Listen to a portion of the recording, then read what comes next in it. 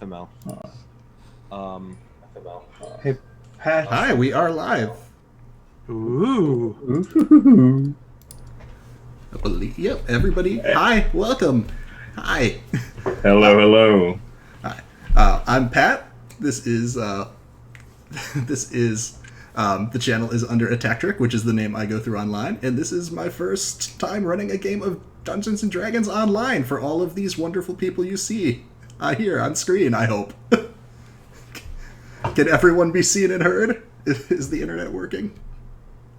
Oh, we got a Jay in the audience. Hey, yes. Hi. Absolutely fantastic. Perfect. Oh, that's okay, Theater Nerd. Thank you for joining us. But yeah, what we're gonna do is like I said, it's a D&D one shot. We're gonna go around. I'd love for all of these wonderful people who I've gotten to play with before or play in games of, who were kind enough to come on here for my first time and support me. I'd love for y'all to go around, tell us a little bit about yourselves, tell us about your character, and any other fun facts you'd like to throw in here at the beginning. Why don't we start with Pope? Hey everybody, Pope here. Pope World Bill on Twitter, Pope World Bill on Twitch. I lurk in all your streams. So excited to be here with the launch of a new channel. As for me today, I am getting to play Zeta. Zeta is an oldie but a goodie. Whenever I need a warforged that can, see in the dark, we trot out good old Zeta. A Hexblade Warlock. Doesn't carry the thing that he's made to deal with. Oh no, that exists in some place incredibly inconvenient.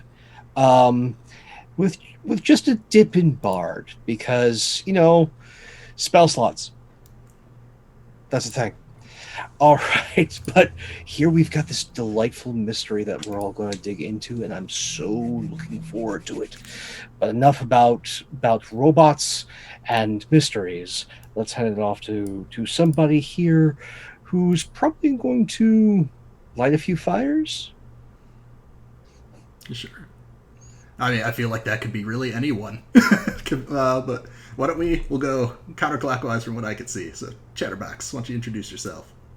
Oh, is it my turn? Okay. Hi, I'm Anthony. I'm Chatterbox AVA on Twitter. I work with Pat, or I worked with Pat on a stream that no longer exists, but it is taking a new form and a very interesting sort of similar water theme to this cool little one-shot, and I am going to be playing Doktor Venn, same as Pope. It's a wonderful favorite of mine, oldie but a goodie.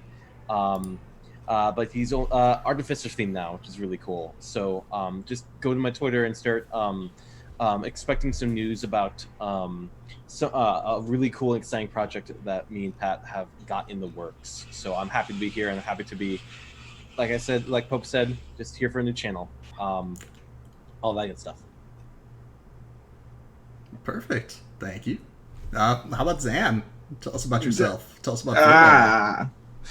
Yes, I'm Zan. I have the absolute privilege of playing with Pat, and for about 2 seasons now, through a couple of games and some very unusual hijinks. Mm-hmm. And yeah, I am playing a brand new character that I kind of just decided what's the weirdest things that I can put together.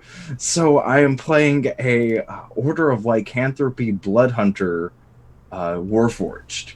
So possibly a were toaster, possibly a were car, possibly a cyber werewolf. I'm not entirely sure how this is going to turn out. We'll all find out together when he inevitably changes forms. And yeah, if you're interested, you can catch me at insanitygaming.com or twitter.com/insanityttrpg, and I'm a regular on quite a few channels, including Polished Cryptid's channel and the Black Feather Guild.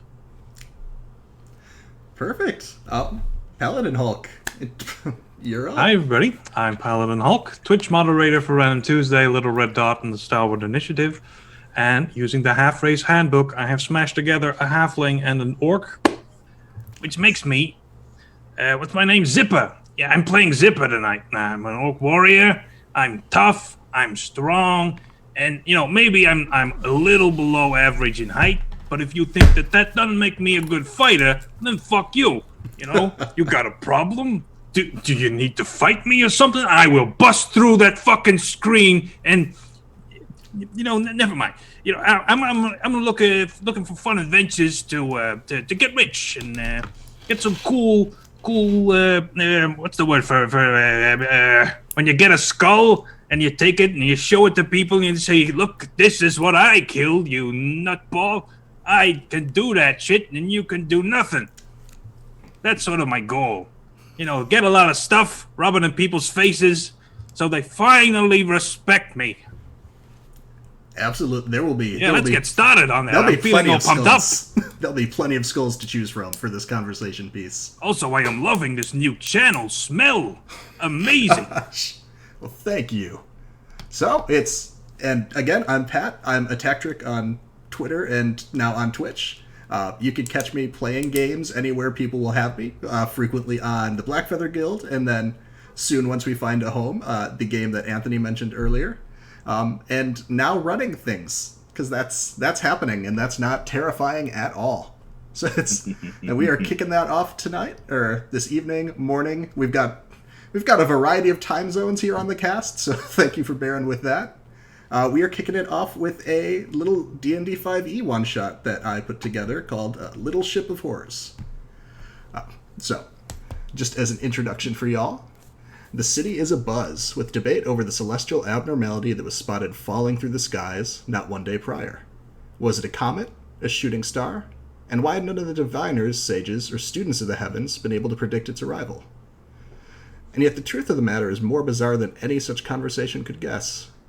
What was seen flaring through the heavens was no natural phenomenon. Instead, it was a metal vessel, one that sails through the starry sky and the empty void between worlds and planes as easily as a wooden boat crosses the surface of the sea. Or perhaps it's more correct to say it did sail, because the craft now rests wrecked and motionless below the nearby waves. All contact has been lost with the team tasked with making initial investigations. So can our adventurers locate these lost souls and secure the situation before a more drastic solution is required? And what strange passengers and alien horrors will they find? And more importantly, when they try and leave, what's going to come with them? So that is the premise here. So as we join our group of adventurers tonight, you all find yourselves in the back of an office in a nondescript packing and storage factory in the dock wards. You can hear, it's evening, you can hear the gentle lapping of the waves kind of outside nearby. And in front of you stand two figures, dressed similarly in black overcoats and worn over dark leathers. The first, a stern, tall drow woman, sports a pair of dark-tinted work goggles. She silently appraises the lot of you, eyeing the party over from behind. Her partner, a middle-aged human man, wears on his face a expertly maintained goatee and a knavish smirk. So, tell me, do you all think you all have worked together before? Or do you all operate more individually? Sorry, I had myself muted. I think Doktor Venn is a bit of a loner and very cleanly. So he's seeing all these unwashed fruits, and he's sort of starting to get out a flask of Vasa and cloth, and maybe just getting ready for sanitation. I'm staring down this woman who's been giving me the eye. Perfect. While you're staring them down, why don't you make an Arcana check for me? Anybody? Yeah, that's gonna go well. Anybody else is Arcana? welcome to make one as well. Or history. Any specific intelligence check that you might be better at, feel free to make. I got a 12. Okay. 8, regrettably. 16 on history. Okay. Let's see. Is this regarding Fey Fiends or undead? Sure. Yes. Them not specifically, but they are involved with such things. It's gonna be a natural 20. All right. So, Zeta. So 27. Oof. Zeta and Furball, you would both recognize the group that you all think these folks belong to isn't one that's, officially sanctioned by the city or even officially exists. These would appear to be what's referred to as the WIB, or the Wardens in Black. They look into... Yes, thank you, Anthony, for that. They look into, weird phenomenon around the city that the local guard can't be bothered to deal with those kinds of outlandish claims. So that's you would recognize that seems to be who has gathered you here. And they're kind of just silently appraising you all, I think, they're at least trying to get a sense of your patience. And Oh, this is totally radical! You guys are the Wardens in Black, right? Those aren't real. Come on. Don't be stupid. No, what are you talking totally! about? These guys are totally them! You them? You gotta tell me if you are. That's like the law. don't He's know. right. I don't know what they're talking about. That's the law. Yeah. Well, I certainly haven't heard of these Wardens in Black. Says the Drow See? woman. I told you. But if we were them, certainly you wouldn't want that verified if you'd like to continue living normal lives. Inside chick. Sure. I'm Normal very good lives. at Who this. wants one of those? That is a dirty 20. Dirty 20. The first part is a lie. I mean, they definitely recognize the name, and you can see that in a little bit of a facial twitch. The very few emotions emotions she's allowed herself to display so far, you see a little bit of a cringe in the eyes when Furball just so abruptly calls them out on their suspected position. The second part about if they were the Wardens in Black, it would overly complicate your all lives for them to admit such to you is absolutely true. So, if these accusations don't really move along what we need to get done here tonight. What we've gathered you all here for is, surely if you're around town, you've heard about the star that crashed into the harbor just a few nights ago. Or a star, I should say. And she pulls out almost like a That dozen. don't fall out of the sky. Come on.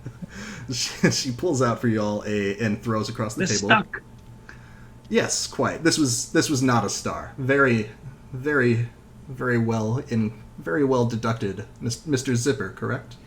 Yeah, that's my name. Yes. That's we really know. cool of you to remember, since we never met before. Oh, it's okay. We know all of your names. But yes, as you can see and she throws across a dossier full of hand-drawn illustrations of what looks like some sort of metallic structure, building, tank almost, falling from the sky with flames all around and crashing into the water. The fuck is this? That is what we've brought you all here for. You see, something, not a star, as you so acutely pointed out, crashed into the water near the city not a few days prior. Now, we sent, as you'll see in the file, we sent a team to investigate, figure out, is this thing a threat to the city? They have not come back. They were a handful of hand-picked, trusted agents throughout the city, not with our organization, which may or may not exist, but officials within the city. Hey, Yes. lady, Yes, Dr. Venn. I have a important question. Did they follow quarantine procedures in any way?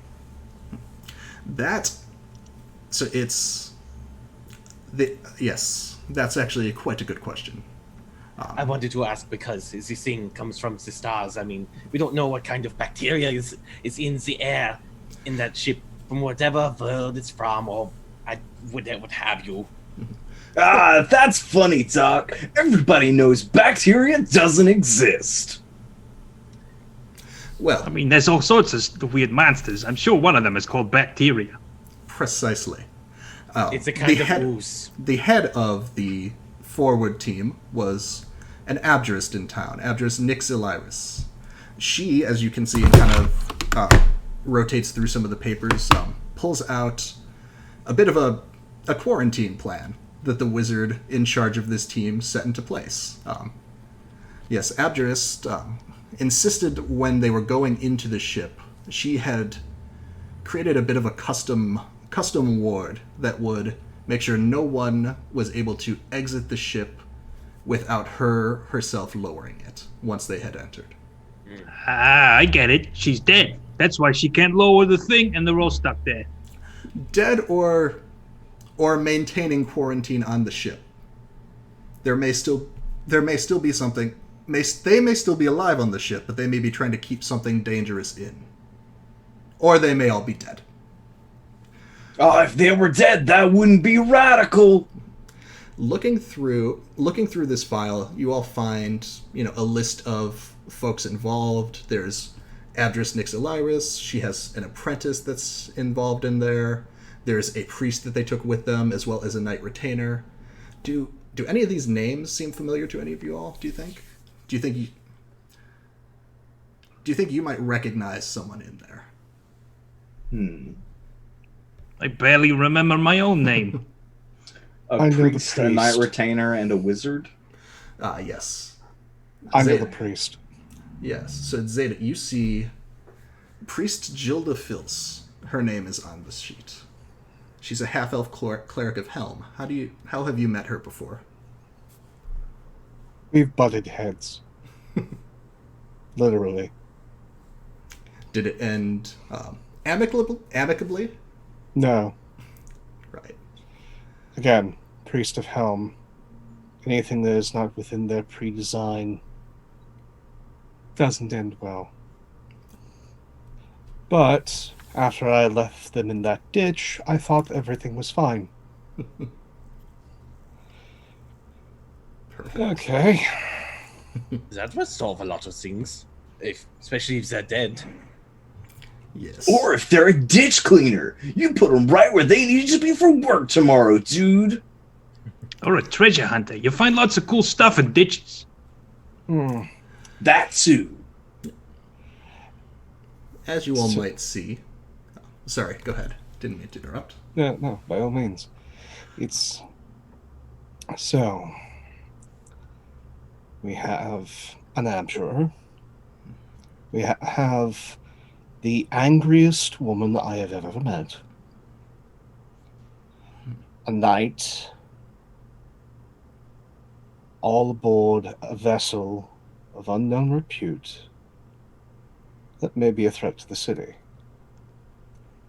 And you thought in your infinite wisdom that you would just gather the four of us, sending us to deal with something that likely needs the royal guard called in, dismantled with every single evoker from here until Highgarden, firing in succession on. Yes. Funny thing, that is the plan to go forward in 24 hours if we do not hear anything from the ship. That is fair. You were all recruited, or I should say are being recruited. You've not committed to anything yet. But it was our hope that the set of you might be willing to descend into the ship, try and locate any of the surviving party members, and hopefully resolve the situation before 24 hours from this point, where the tunnel down to the ship will be collapsed, and the ship itself will be, as you suggested yourself, treated with extreme prejudice. Hold on, there's a tunnel to this ship? I thought it was underwater. That is why there is a tunnel. You can't tunnel in the water. That doesn't work. I've tried. Not with that magic. Anything Oh, is it's a possible. magic shovel that you got. That is fancy. Oh, I am impressed. Whatever. I am working with a bunch of shovelers. Okay, so I have some conditions. I will be following proper quarantine procedure. However, I'm very interested in dissecting whatever is dead down there. Whatever, I don't know, some sort of unknown entity or any of the infected former crew members. I'm going to be taking a lot of samples, is what I'm saying. And You think since there's you monsters can't stop down me there? underneath that ship, I should let you know. That is my plan. If I kill any of these monsters that are down there, I get to keep their head. All I need is the blood, some tissue. I don't need the head. So, All right, it's a deal. And I shake your hand. he shakes your hand and then like snaps his fingers. Slave, and then like a Modron. What you call me? No. You see the homunculus is come down. Oh, that and start guy. cutting his hand. I just want to let you know, stay 6 feet apart from each other. Wearing a mask is very important. If you don't, I'm wearing a Plague Doctor mask, by the way, if you couldn't tell, so you can't see my face. That's not your real face? Whoa, I am that's amazed. lame. I thought we were kindred spirits. Yeah, I What's thought I was behind that dealing with like mask? 3 robots. It's a grisly sight underneath the mask. You wouldn't want to see it. Well, but now the- I gotta see it. Come on, man, take off the mask. Let's have a look. I am not going to do that near a It's quarantine totally zone. fine. We Warforged don't breathe.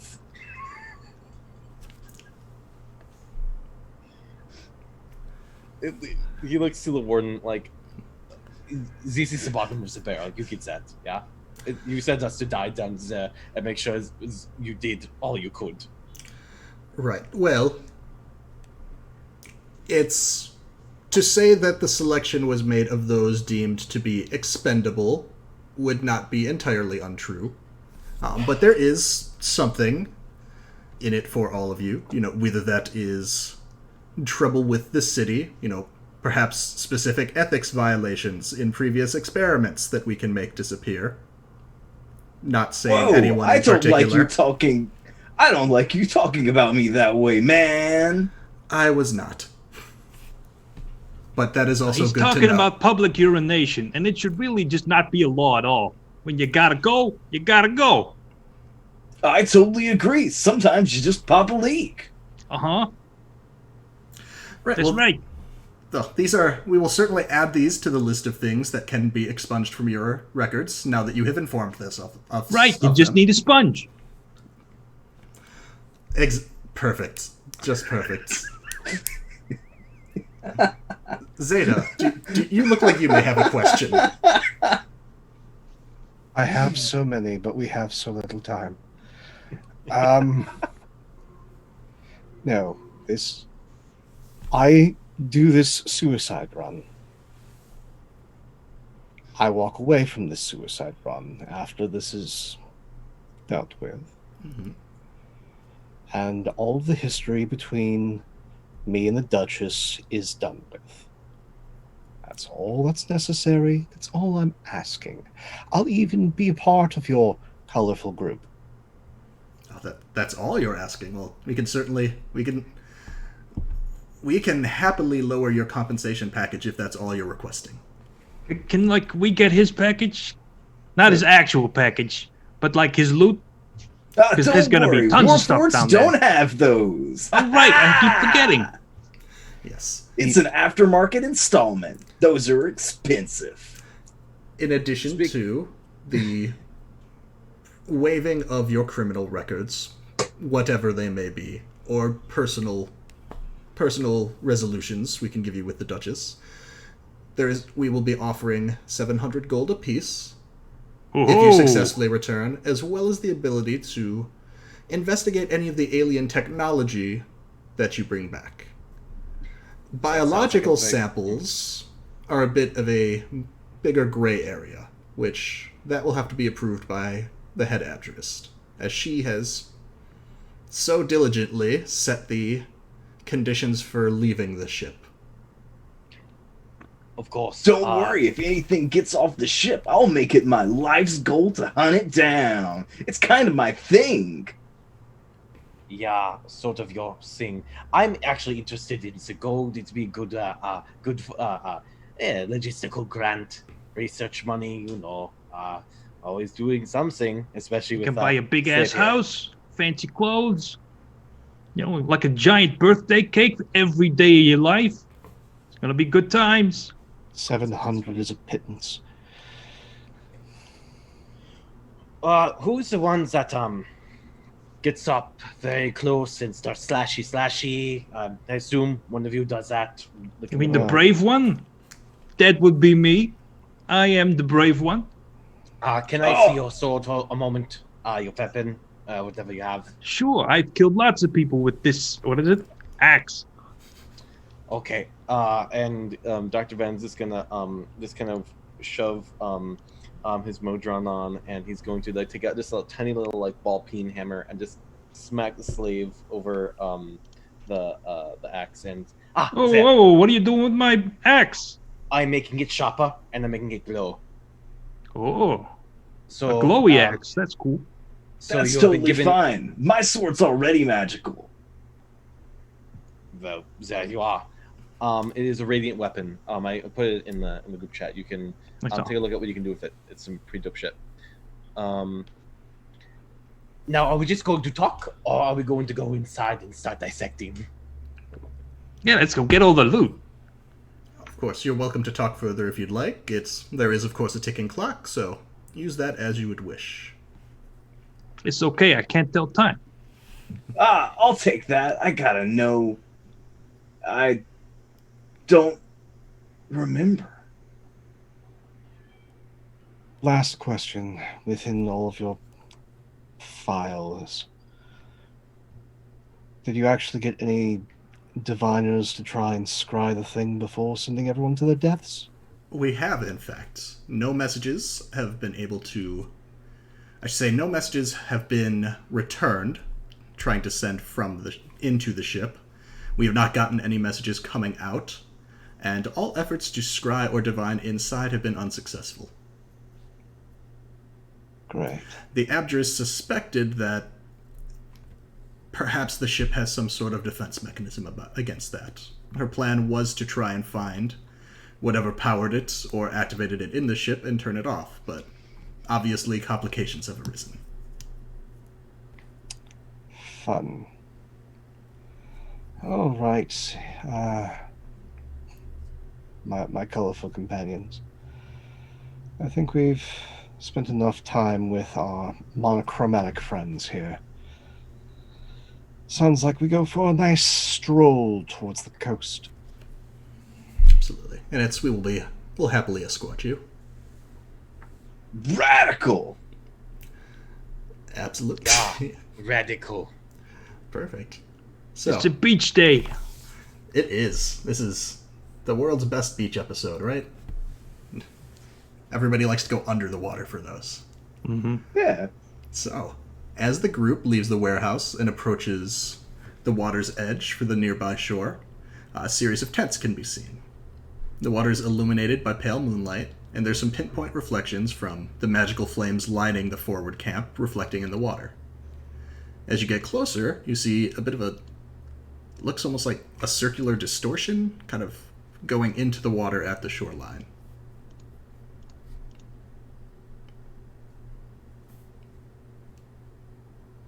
I'm guessing that's our tunnel. Precisely. That will be your point of egress. The Abjurist... what did she say? I'm obviously not a wizard. She's something about modifying wall of force or something like that. Sustaining it longer into a tunnel. It's a tube. It goes down. That's about all I made from her notes. But she's dead. So how is she maintaining this spell? Wall of Force is known for being pernicious, and if this is an experimental high-level abjurist, this is probably one of their pet projects that they just decided to use. All right. And you guys are sure that this thing is not going to collapse when we're like right in the middle? Oh no. We're not sure. Oh no, it's not going to collapse. Or oh no, you're not sure. We know that it will collapse in 24 hours. Whether it will collapse before that is a bit harder to say. There's no indication it will so far, but it would be a hard promise to make. All right. But There's a reason that it's been fine so far. There's a reason that 2 of us sent with this group are primarily made out of steel and mithril.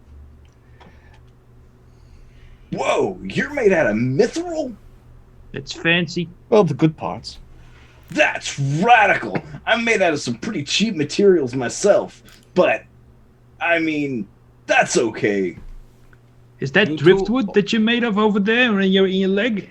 It's unfortunate, but check these out. And rollerblades pop out of my feet that don't increase my walking speed at all. That is super not useful in the sand. No, it's not, but it looks cool. Do And they if help we with come swimming across at all? What? Swimming. You know, ocean. I walk underwater, brah. All right. Don't Yeah. you? Oh. By all means, keep going. Keep rantling on as we're going All down right. this cave. Time is running out. Yeah, Yes. I do not want to be burnt to cinders in a ship. I also don't want our ingress to be nixed. So let's keep going. Yeah. The warden behind you just, no, stop. This is so entertaining. Come back. Goodbye. As we enter the tunnel, I'd like to cast Prestidigitation, and I'm going to maintain it cleaning myself. Perfect.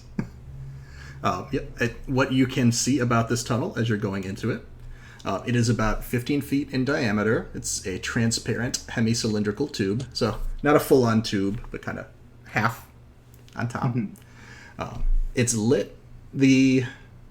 You still get some light from it, but you're going deeper into the dark water. The only light that provides is kind of these blue, eerie, pale runes that they don't kind of stay in one place. They travel along the walls. There's probably a regular pattern to it, but it goes on for quite a bit, so it's hard to track. This seems to continue declining at a 30-degree angle for some time. It's dark down here. Let's try this button you put on my axe. I'll flip the button, and the axe lights up. Oh, that's neat. Yeah, it's actually quite useful for both of us since they can see in the dark because they're made of metal, and you are very disgusting. And I would appreciate having you in the front. What did you call me? Disgusting. Have you seen yourself with your mask and your face underneath that you're too scared to show anybody? You're the one who's My disgusting. mask and my armor is fashionable. You are just you're kind of like a peg leg over there. You want to go? I will pause this mission right now and cut you down to size. And Hey, then I shall guys! take away your... Fighting's not radical. Infighting That's like is all I not do. radical. I'm Well, just no. saying. I'm just saying what I'm feeling, and I'm also being very logical about it. I'm not trying to start any fights. I'm just saying I'd rather keep you in the front with the glowy. I I'd mean, rather keep sharing you your in the mouth of a feelings is shark, radical. but we can't always have what we want. Well, you're going to keep walking. Gentlemen, You we're first. walking here. We're walking. We're walking. Takes shield off back. Shield summons trident. And we're walking. I am poorly attempting to rollerblade through sand. So, It's not impressive. fun fact, this is not sand. There is some sort of wall of force, translucent bottom floor to this, which Oh, cool. seems to have enough friction so that you don't just go flying on your rollerblades, which is for the best, I think. It's as the light from all the weapons light up, fish that were kind of swimming nearby kind of scatter away from the outside of the tube. As you continue walking, your footsteps, each cry of radical seems to echo further and further back. After about 5 minutes or so of going down this incline, you do come to what looks like an empty column, like an empty circular, just straight down tube, 10 feet in diameter and extending down into the darkness. Why don't you all make me a perception check? And Who's that? do. Delightful Oh, thing. that's I just awful. took Devil's Sight, so 120 feet in pure and magical darkness. So that's 11. a natural 12 with perception. That is going to be a 13. Well, Perfect. That's great because it's 17. everybody sees this. Zeta especially well with their 120 feet of dark vision. You all see a glowing rune on the wall about a foot to your right. It's a solid red glowing rune. Seems to be just there. It doesn't match the patterns of the other blue kind of stuff that's been flicking by, providing light. This is the first thing you've seen of that color and stationary. Using the emotional terms, gentlemen, I think this looks angry. red is an angry color. There's no door into the ship.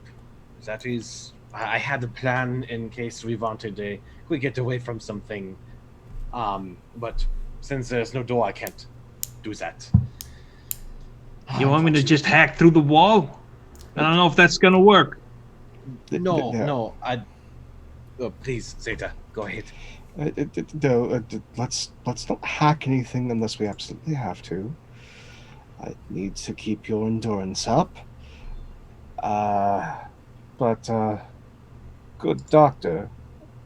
Again, I have some expertise in the arcane, but I would prefer your eyes maybe taking a good look at this rune here, possibly identifying what it does. Yeah, I can do that.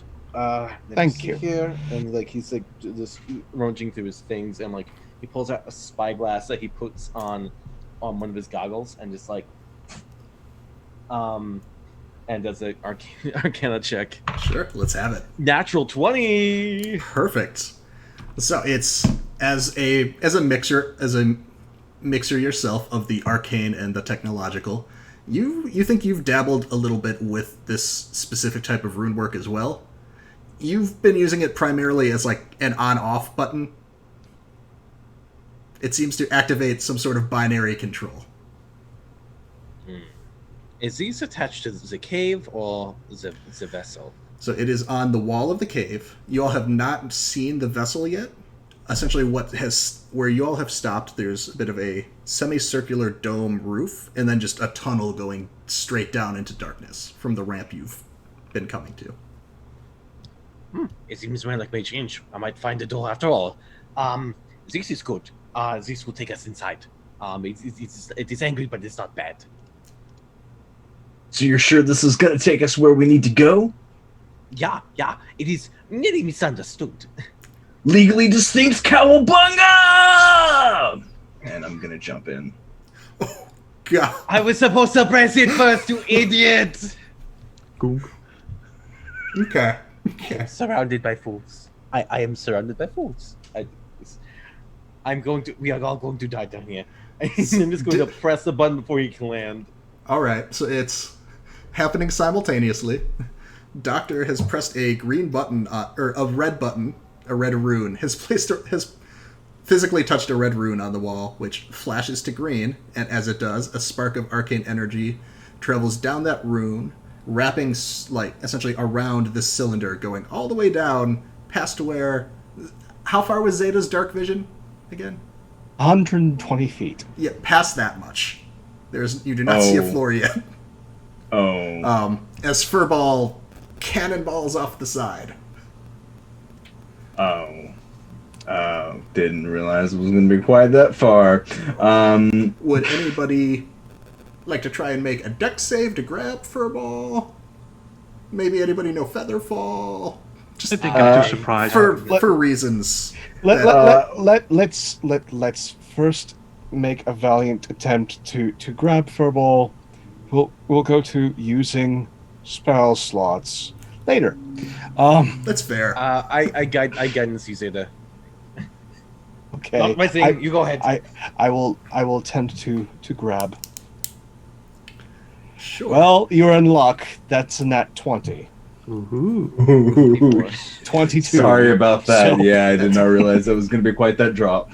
Furball. It's just arm shoots out at as the word distinct leaves Furball's lips, grabs the collar that every single Warforged has and just yanks back. That's why they installed the collar, was specifically to prevent life-ending drops like this. So I say this quite literally, but what is your malfunction, friend? I don't know. I was only programmed to be radical, and sometimes I don't think things through. Do a backflip. Yeah. Just out of curiosity, what is everyone's passive perception for me? Oh, that is 13. That's going to be 11 on my end, but I have advantage when it comes to smell. All right. On hearing or smell. Okay, perfect. 14. 14. Okay. 10. 10. Good. So good to know for no reasons. Please continue. Thing to do a backflip. Let me see if I did a backflip. That's a 13. So I don't know. I don't know if I did a backflip. It's not a great number. Is that a perception check? That was an athletics check. Oh. Or an acrobatics check, yeah. So I mean, what does a kind of good flip look like to Furball? I think it probably looks fairly solid, but he forgets to bring the skates in when he lands and ends in a undignified split. That is good. I forgive you. And I pat Furball on the head and go to whatever lift is there.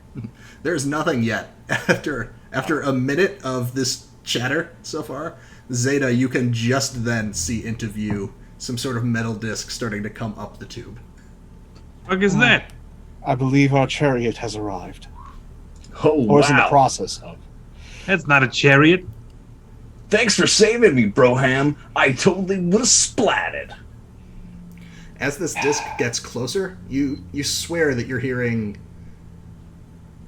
like pan flute, but like jazzy, maybe? See, there's no horses on this thing. Chariots have horses. If it plays the little girl from Ipanema, I'm out. Just gone. That is a sign of death and doom. But yeah, no. Hearing the flutes, being a bit of a bard, I'm trying to identify the song. Sure. Make whatever intelligence check you think is appropriate.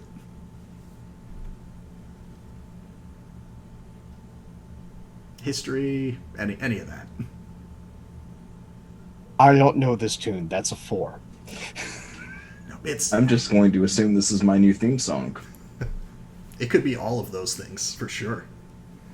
Yep, it's as the disc gets higher up, the music gets louder. It's just a very very soft instrumental, like do do do do do do do do do do do do do. Here you go. It's our first bit of loot. A weird disc that goes ups and downs and plays dumb music.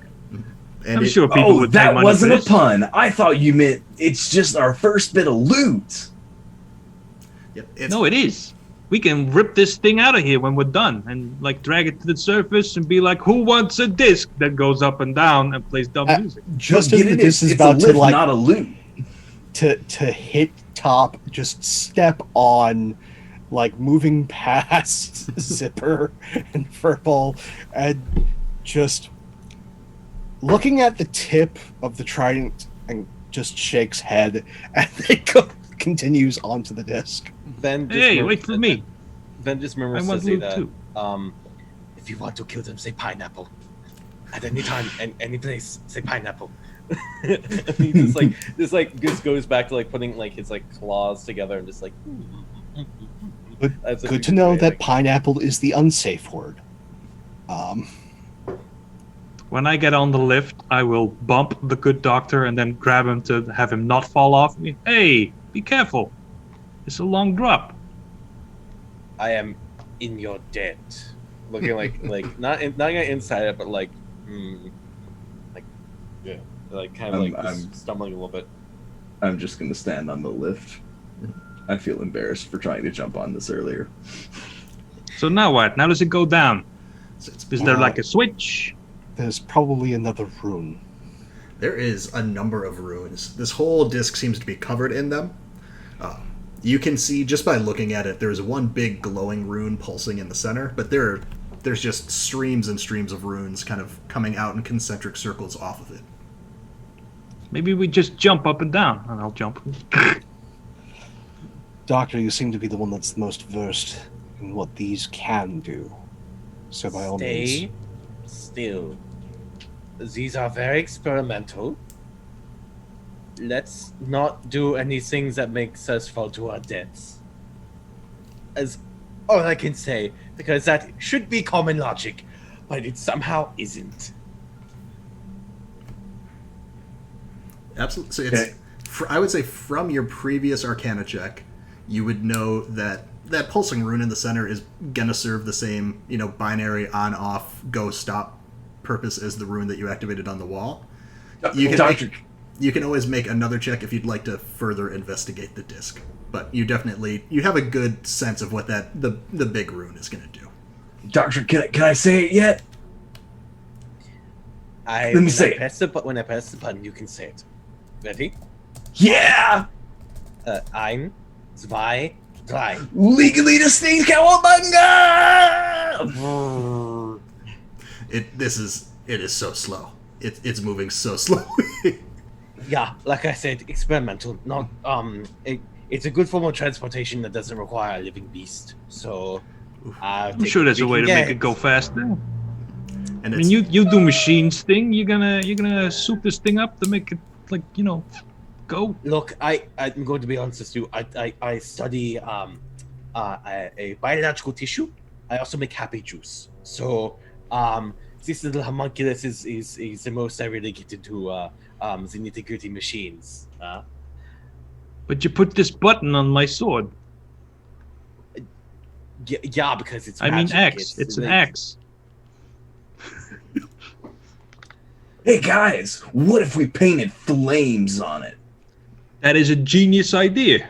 That would make it go faster.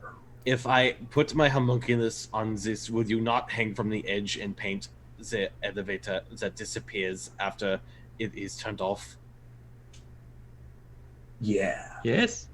Okay, slave, and the homunculus hops up to his fingers. Give him a paintbrush or something. He'll do it.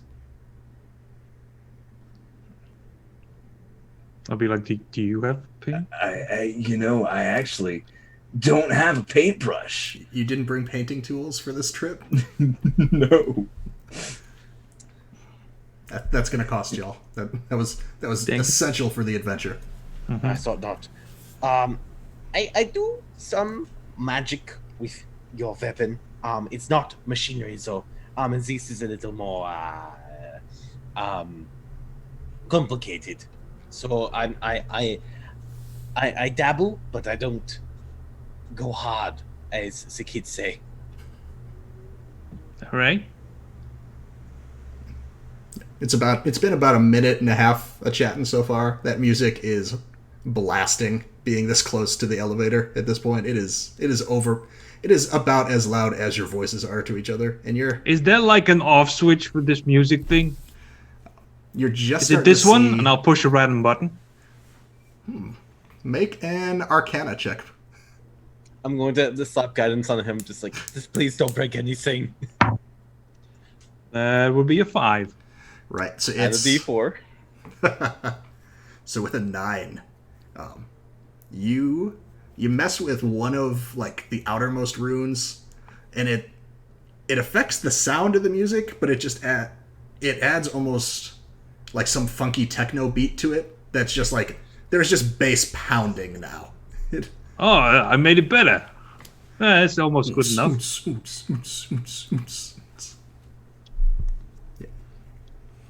This is a much better theme song.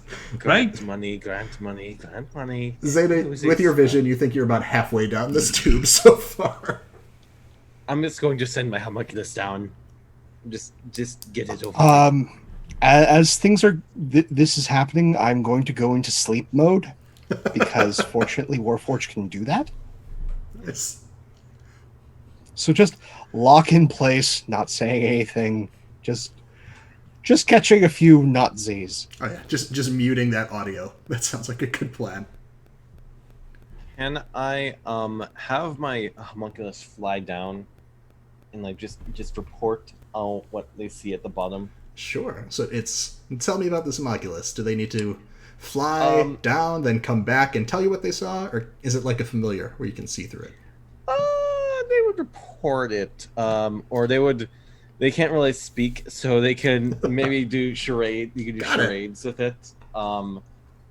They fly 30 feet though, so they can just. Oh yeah, that's definitely faster than the elevator's going. Mm-hmm. Yeah, so you send your homunculus down. Techno rave pan flute is still going for a couple minutes. You're getting closer to the bottom now, and I'd say as the bottom is like coming into sight, you think you got about 30 seconds left. The homunculus comes back at that point. Oh, so helpful! So helpful. We're already at the bottom. Fine. What did you see? Come on, let's do some trades. So first word.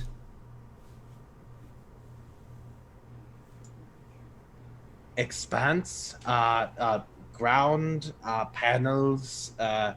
He saw hands. Come on. It's like Box. hands. A box. Something like a box. A wall. It would have been radical to put subtitles on this thing. You're getting better at this.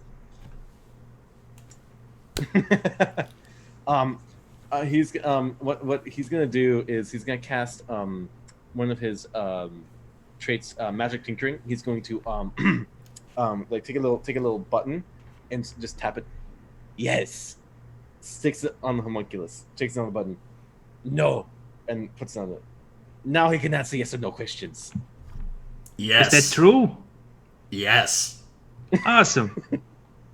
Yes. Only use it when we ask a question, young little slave. Hey, what's your name, little guy? Yes. That is a much better name than yes. No. Or I mean slave. Like, right? Yes. Yes.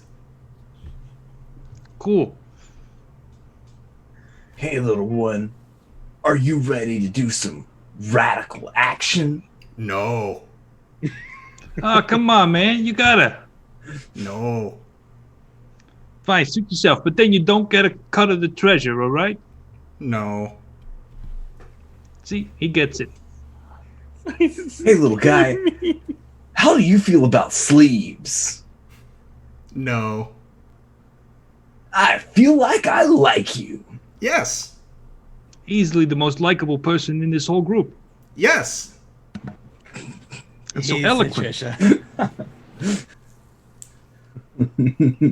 Are we at the bottom yet? Yes. Oh, cool. I'll hop off the elevator. This is gonna be a yes or no campaign from now on. Fuck. Okay, Lots of so the closed-ended guy's questions hanging now. with us. Yes. All right, you're- now remember, everybody, there's dangerous stuff down here, but there's also 4 dead adventurers, and we get to loot them too. So, lots of loot. I think there's only 3. There was the knight, the priest, and the wizard, right? Or was there a 4th one? The You're wizard. not Always planning a on rogue, killing me, right? are you? They just didn't see the rogue, The wizard also had an apprentice with them. and that one was a rogue. The apprentice probably broke quarantine. Not going to lie. So They are so useless.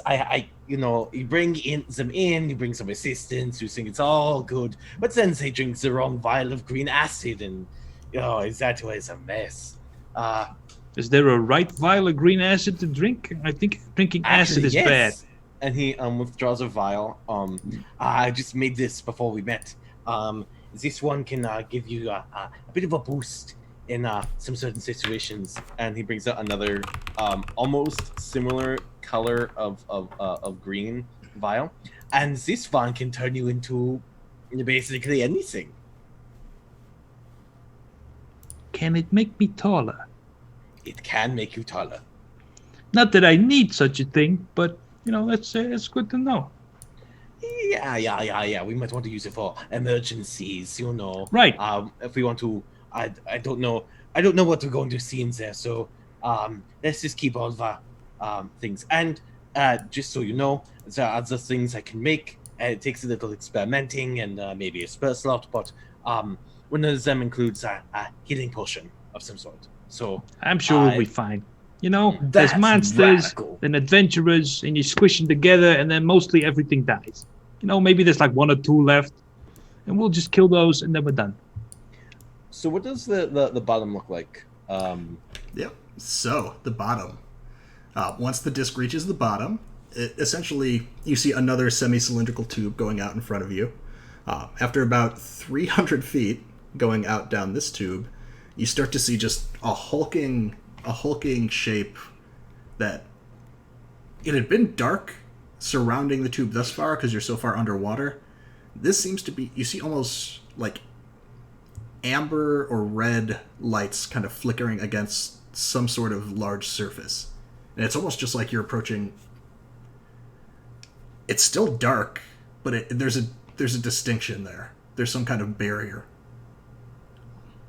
And it's the closer you get, the more the form seems to take shape.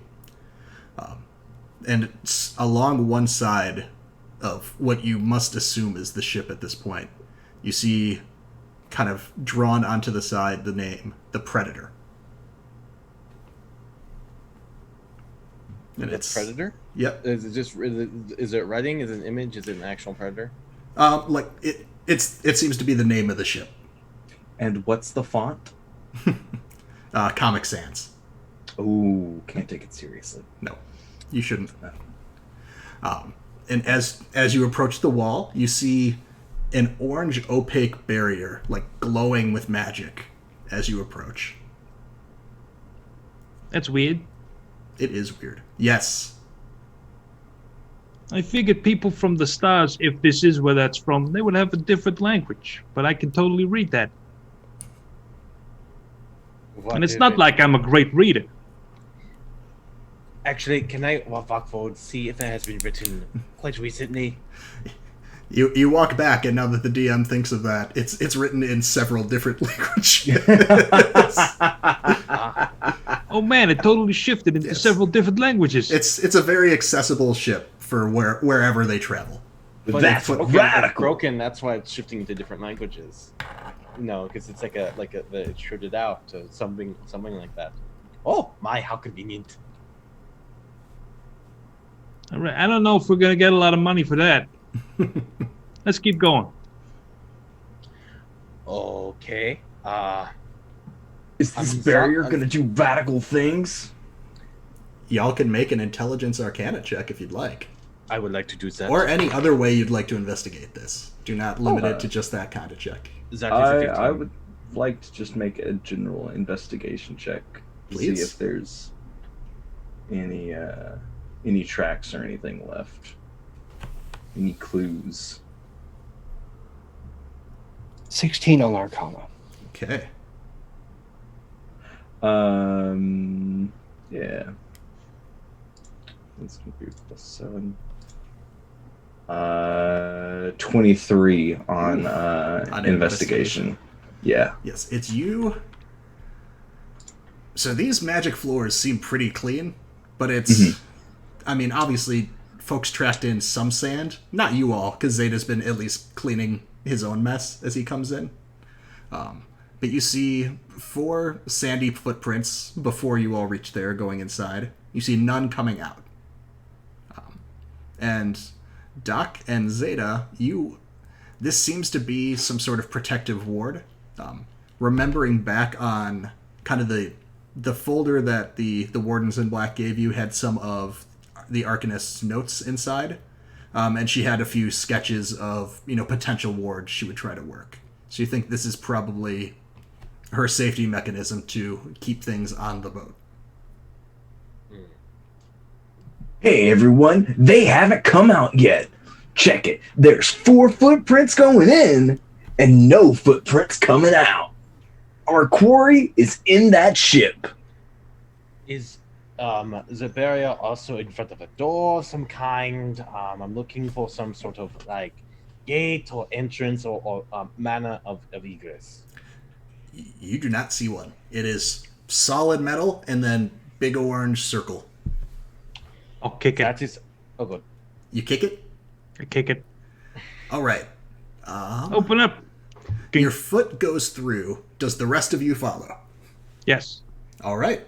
Ah! We will get back to Zipper in a sec. What do you all do as a response to that? You see Zipper's foot go right through this orange barrier, and then the rest of him tumbles through. So, just so you know, we can leave him here. We can leave and never come back. Yes. But he can't. So he just went through the barrier. That was meant to keep everything inside. Now that he's inside, he can go outside, right? So that barrier, point of no return. Sorry, Zipper. Just you went in before I could explain it. So the reason why I'm looking for a door is I have a spell that can make it very hard for something to come in or out of it. So it makes it harder for it to break through. It can make it harder to pick lock, what have you. So anything comes in, I can just boop, similar like this barrier. So this one will work, but just so you know, I have that option. And he's going to step inside the barrier. All right. Zeta, Furball. I'm gonna say last one's in is an organic being, and go and like try to do a kick flip or something through. I don't know rollerblade tricks. All right. Heel grab or something. All right, Zeta, is this time to go home, or are we going in the ship? You don't I'll hear make any. it a lot. Like, no, it's just as everything is just seeing everything, seeing the kickflip and everything. It's not for the gold. It's for squaring everything away with that one contemptible individual. Besides, I'll live. Perfect. Zipper, go ahead and roll me 3 d10s. Don't add them together. Ooh. Just give them to me sequentially. Okay. A 10, a 6, and a 7. All right. I hope that's not damage. Nope. This is... I will explain in a second. And Doc, was Doc the next one in, correct? Doc was after Zipper. Yep, you go ahead and do that for me as well. What save do I make again? No save, just 3 d10s. Don't add them together, just give them to me sequentially. Okay. You can't... 5, 2, and 2. 5, 2, and 2. Perfect. You can't fail at this. This isn't a failing thing, so no pressure there.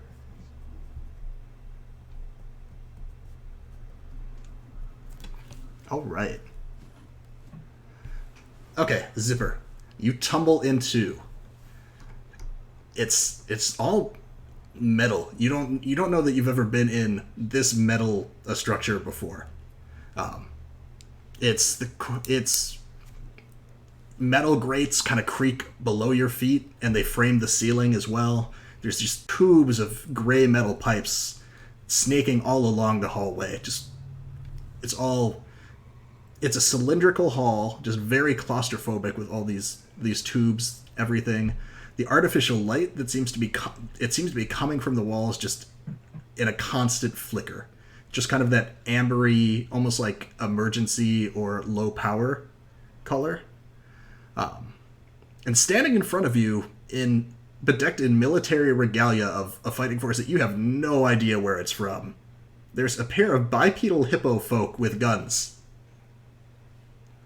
The fuck are you? Oi! Live? Oh. What do you think you're doing here? Hey, this is my ship to loot. I don't know who you are and where you came from, but this is all mine. Fuck off. It most certainly is not. We're here to prevent looting. Quite. Looks like we got a fight. And I'll pull out my axe. Oh, hold on. He looks to his homunculus servant. Slave, you're now called YesBot. YesBot, please start recording everything you're seeing. He holds up a very tiny notepad and writing recording. Yeah. And like, let's not get ahead of ourselves. They're very well armed. Also, Right. How many of you are there? And What do you mean? It's They don't got any weapons. at this point, That's not a real thing. Furball skate grabs, does like a 720 or something cool into the hallway as well. Their crossbows don't got strings or arrows. Hey, are we having a social event? These people, if they are people, are saying we can't loot this stuff. People. Can you believe of course. We are people, of course. Oh, I never met you before or You've never anybody met a- like you. You've never met a GIF before. Zeta, this is about GIF? the time you come in. I've met Gith before. You look nothing like a Gith. No, not GIF. They're somewhere else on the ship. We're GIF. There's a distinct difference. What are you, like a cousin? No. Are you sure you don't mean a GIF? No, I'm not familiar with those. I am. As this discussion is happening, I'm just, because they're obviously in the hallway, just quietly going to leave. Walk past them. No, just back down the hallway and just go away. Got it. I'm gonna try and load a little map of the Predator on the stream for everybody. ooh. Ooh. See if this works. It is not to scale, Fancy. and we will see how it looks. Then is just going to hold up his hands. In Venice, we've thought whatever crew was on this ship Can was everybody already see dead. that? Yes, Oh, that is where's a it? weird-looking ship. Fancy, fancy. Oh, there we go. There we go. And where are we right now? We are at A, which is the gangway. Okay. So you're kind of coming in at a dead end of the ship, and there's a tunnel extending forward in front of you. Right. Are you with those other folks that came in? The gnomish woman with the magic. She was here just not long ago. We came to find them and also find out what this whole thing is. We are, I mean, we should be probably accusing you of trespassing because you landed in our oceans, friend. Trespass? I am Lieutenant Kipling Firebird Dench. This is my associate, Thurston Rampage Paddington. The names are what you all rolled for. I have a chart of gift names. Awesome. Is this place yours? It's this vessel belongs to the Duke. You would not know him. He is a Gith, as you were suspicious of. Duke Carismore. So you said you are familiar with Gith, correct? Gith Yankee? Yeah, I see one or two. Yes, well, since we had to explain quite a bit to the last group that came aboard, they're a group. They live in the astral plane in space. They don't age. Which gives them time to pick up, I don't know. The kids I know live in Scarsdale over there. Ooh, maybe we may be thinking of different then. But they pick up interesting hobbies, and Duke Moore, he has utilized this ship. He is a fan of exotic creatures and hunting. He uses this ship to travel to different worlds, uses us mostly to hunt the creatures, and then collects things for his menagerie aboard the ship. Hey, Right. that sounds radical. Did you know that I'm a hunter too? Really? Yeah! Do go on. Are you guys looking for some information about big game? Maybe fays, fiends, celestials, or undead that might haunt this realm? I could certainly lead you to them. Right, well, we have hunted some of those before, but we do have a bit of an issue. As you can see, the ship is not designed to crash like this. I would hope you know. Who the fuck would design a ship to crash? Precisely. It's following the last hunt. We were out with the Duke. Whatever creature he set us against had us at a bit of a disadvantage, which is not commonplace, I will have you know. A retreat was called, and something may have followed us aboard the ship, because not 1 day later, functions malfunction started going awry. The ship's power was... Issues began occurring. Of course. We've done our best to control order. But it's a bit of a skeleton crew aboard. There's the Duke. There's not many more Gith like him. He's got... The captain is a Gith Yankee. And then the Duke has two... He calls them interns. They have a bit of a research lab. I don't know that he pays them quite well, but they're aboard as well. But the whole rest of the ship is manned by Gith, like myself, our regiment. He hired us for security, but really to do most of his hunting for him. All right, and So you're, are you you're all the accepting good guys. applications? Yeah. We would have to chat with our commanding officer, but we would never turn down good camaraderie. Where are your sending stones? Yeah, about that won't help us much in this current situation, now will it? No. Not with the communication barriers up. What? How many of your people are deceased by this creature, by the crash? Do you know any casualties? Any rooms that have been off limits due to exposure to the ocean? Or just damage being repaired? What is the situation? Because we need to find our own people, and we also need to likely help you fight this thing, because we are now all trapped in here. Of course. Well, it's as for the water situation, it's any areas of the hull that received damage and had a mild bit of flooding, we've managed to cut off. From our perspective, the area of the map that I gave you all, that is all of the non-submerged areas that are safe to traverse. So flooding, not so much of an issue.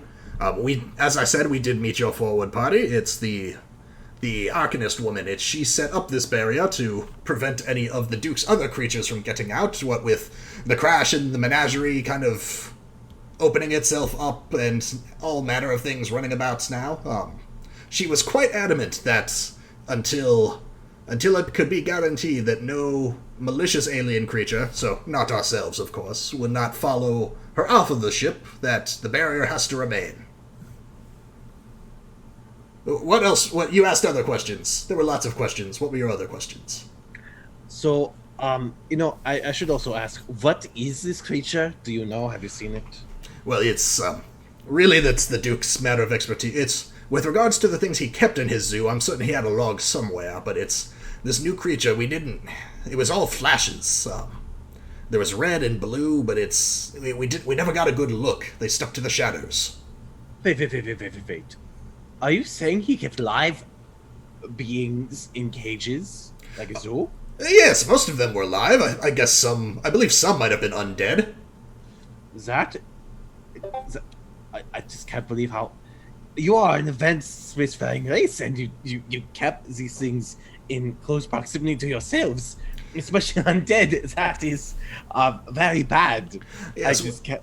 As I said, the Duke has been stricken with this bit of an abnormal hobby in recent years, and He's gone nuts. I get that. I had an aunt, and she collected teapots. You know how many teapots she had? Way too fucking many. Oh, I don't know that you could have too many teapots. I mean, you really can. If you can't go to sleep because your bed's full of teapots, that's too many. I suppose that would be too many.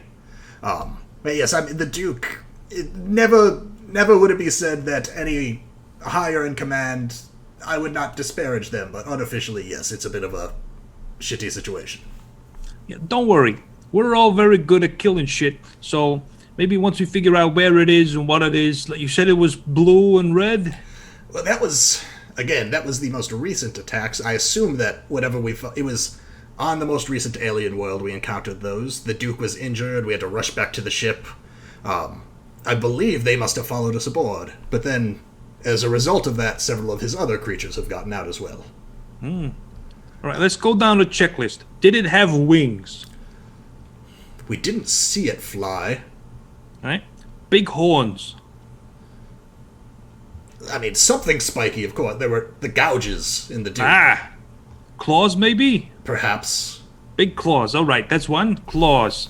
How about, like, the sickly smell of death? That's tough to say, because I feel, as I mentioned, I feel we get a good amount of sickly smell of death just on the regular from his previous creatures. Yes, but are you getting all this? Yes. Thank you, yes, Spot. So, did it have any kind of acid, like saliva? Did it have any, sort of, what fluids? Did you see any fluids? Spit? Did it spit? Did it climb?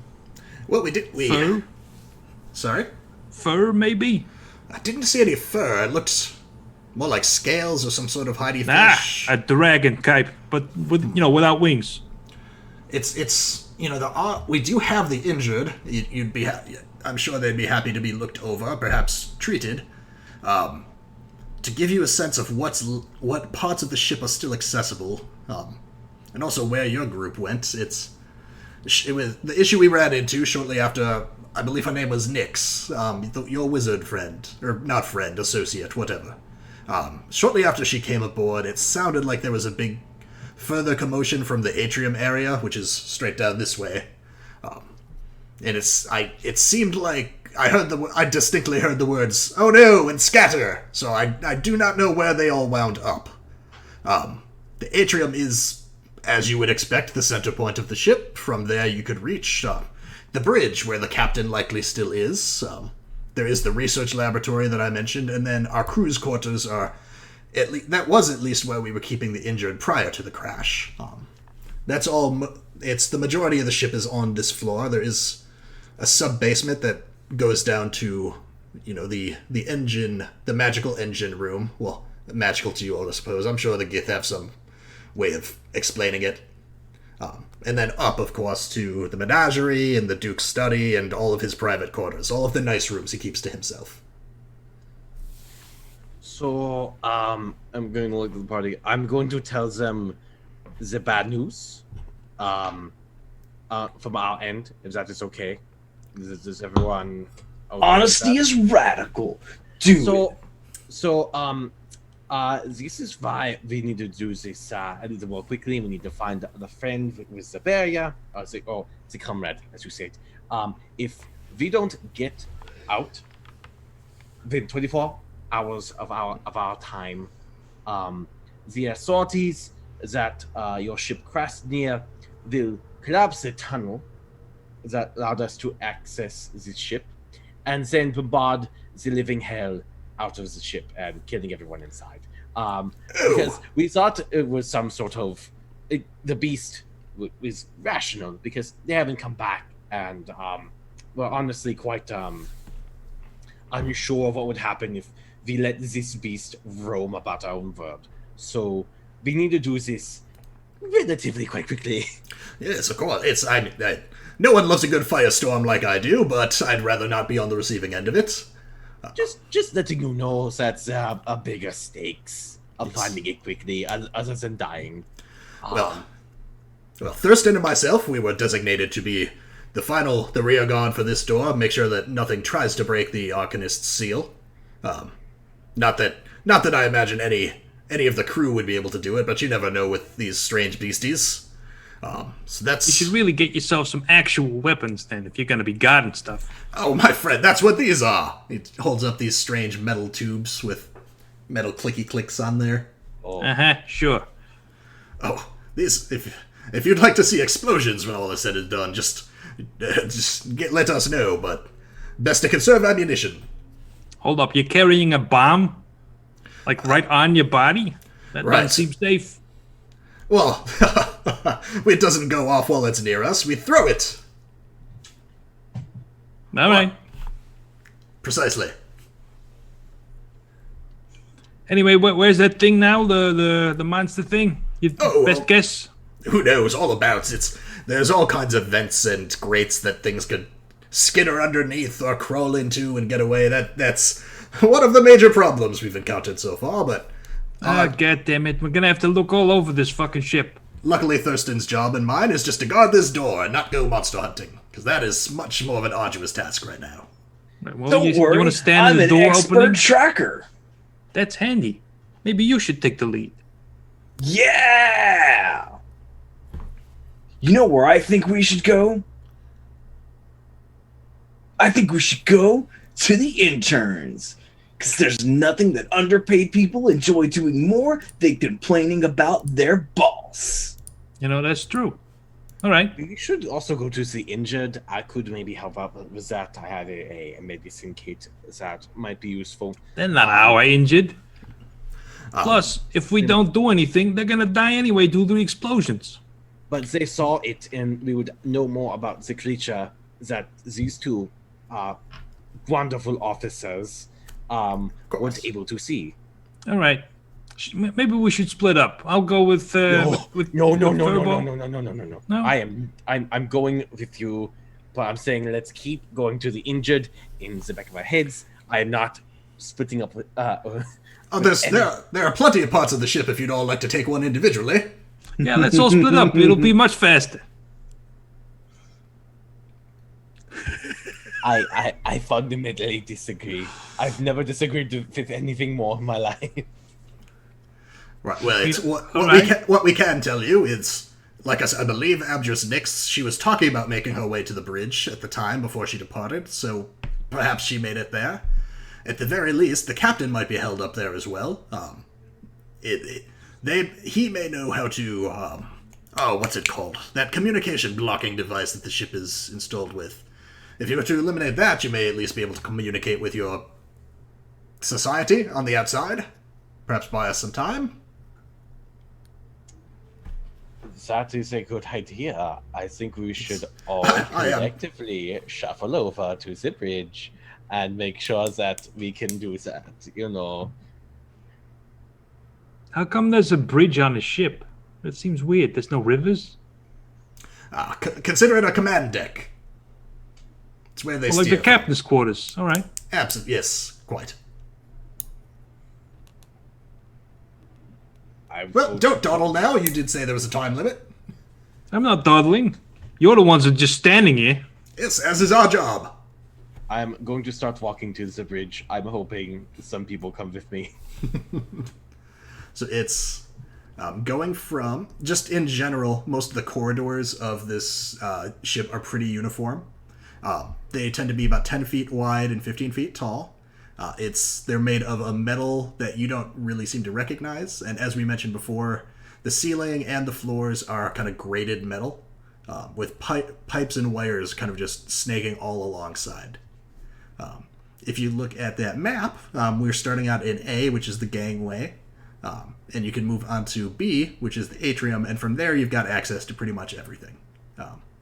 C is where the bridge is, D is the interns and the research laboratory, E is the crew's quarters and essentially the spontaneous medical bay they've created. And then those stairs down go to an engine room, and the stairs up go to the Duke's private quarters and menagerie. Well, Mr. Tracker, where do we go? I remember the interns that made me complaining an awful lot, so my vote's there. But I want to go along with party cohesion, so if you all think that we should go talk to the captain, I'm all right with that too. Captains don't really do anything. It's the rest of the crew that runs the ship. I think you're right. I'm gonna start walking towards the interns. Sure. I So happily it's- follow. If y'all head down the hallway into the atrium area, which you find it's a spherical chamber about 80 feet in diameter. There's an outer flooring about 15 feet wide that wraps all around the circumference, so kind of like an outer catwalk almost. Mm-hmm. There's an opening hole in the center that's 50 feet in diameter. Grated metal bridges kind of crisscross underneath, and it seems like when this thing was flying, probably, this was like a nice sitting area, or a nice area that it's all glass on top and all glass underneath, where you could kind of view space and the worlds you were traveling by. Currently, it's just all inky black water on top and just sand at the bottom. And then, as I was saying, corridors extend kind of up top towards the bridge, over to the right side on that map towards the laboratory, and aft to the common quarters. And then there's stairs if you want to go up or down. There's so many choices.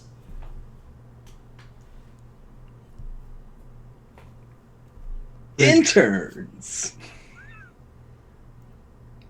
All right, laboratory. We're going to the laboratory. Yeah. All right. Let's do that. All right. As you step down that hallway, there is a metal door that you walk through. And as you kind of pass through that, it's these doors. I should have mentioned before. They all kind of, let's treat them like Star Trek doors, where they kind of, like Pope demonstrated. Perfect. There appears to be enough power still on the ship to do that, to operate the doors, as well as this orange, like amber type emergency lighting. Although as you're traveling, every so often the lights seem to like flicker and they'll be off for about 15-20 seconds before coming back on. So you're heading this direction, and as you pass through the door leading into the laboratory, you notice that it's like walking into a freezer. Like, the temperature in this area is significantly colder, and there's a mist that kind of covers the entire floor. The main laboratory chamber it's 40 by 40 feet. There's a variety of tables with, the doctor would recognize some chemistry sets, some machining tools, different materials, and perhaps a different setup than you've seen before, but you recognize the function for sure. And connected to that chamber, it looks like there's 2 doors leading off to smaller rooms. As you enter, you see sorry. You see one Gith working with 2 of the hippo folk. Of course, I chose Gith and Gif for this, so if I'm ever not speaking clearly, let me know. There's a Gith, there's 1 female Gith, there are 2 Gif, and there is a human knight in this area. All kind of sitting around the tables. The Gith and the Gif seem to be working kind of hard along at something. The knight's looking and trying to contribute. Well, hello. Hey there, everyone. Yes, hello. This is the knight. You must be the retainer. We've been looking for you. Honestly, we're very concerned. I thought you were gonna be dead. Now I don't get to loot your body. Oh well. Hey, we're looking for that monster that's been killing people. Oh, maybe you know. Well, yes. I don't know. I just came aboard recently, as it seems you all know about me. My associates here have told me that it seems like it's more than one monster. It sounds like they had quite the operation going on here, and there might have been one preliminary one, but it sounds like quite a few things have been running amok. After we boarded, we were attacked by something, and our group was separated. I ran this way, was taken in here, which, for whatever reason, things seem to be avoiding this area. I don't know if it's the temperature or what, but yes, it's there. This area has the power generator for the ship, which we're doing our best here just to keep things at least emergency power. Those are the words you've been telling me, correct? Emergency power, and it's the Gith and the Gif kind of nod. The Gith is yes. This is a laboratory. I work in here. I work for the Duke. Why have they sent another party? Because the other ones weren't responding? Yes, well, that's yes, the Duke has jammed communications. That freaking jerk. Well, The Duke better unfreeze the communications, because if they don't hear back from us in 24 hours, we are cooked. It's all of them kind of turn in unison hearing that. We are crab in boiling water here. And also, I think they are rightly going to turn us into ash if we don't contact them, because all these creatures, loose, not good. We can't have them going into Averd, which we don't have your metal tubes and your magic things. Yes. So, no, fire would be bad. We don't want that. And we don't want we don't want any creatures escaping without our knowledge. Of course, the Duke. Typically, the communication. Sorry, I'm losing my accents here. I'm still doing the gift. Dude, I know how you feel. Yes, typically the Duke, he keeps the communication jammer up so that we do not attract attention from the worlds we visit. Yes, he It's a bit will. too late for that, by the way. Yes, clearly. Of course, we don't normally crash either. We can. The knight speaks up. I think that. Have you seen Adris Nix yet? I thought she was coming up with some sort. She did not share it with us, but she seemed to have some sort of plan for what to do about all of this. I hope she's. We haven't seen anyone else yet, except for those 2 hippos. Yes. Yep. There's 2 more here. They're GIF. They're quite friendly. Regimented. Yes, it's all we've been doing in here is just trying to maintain the power to the ship.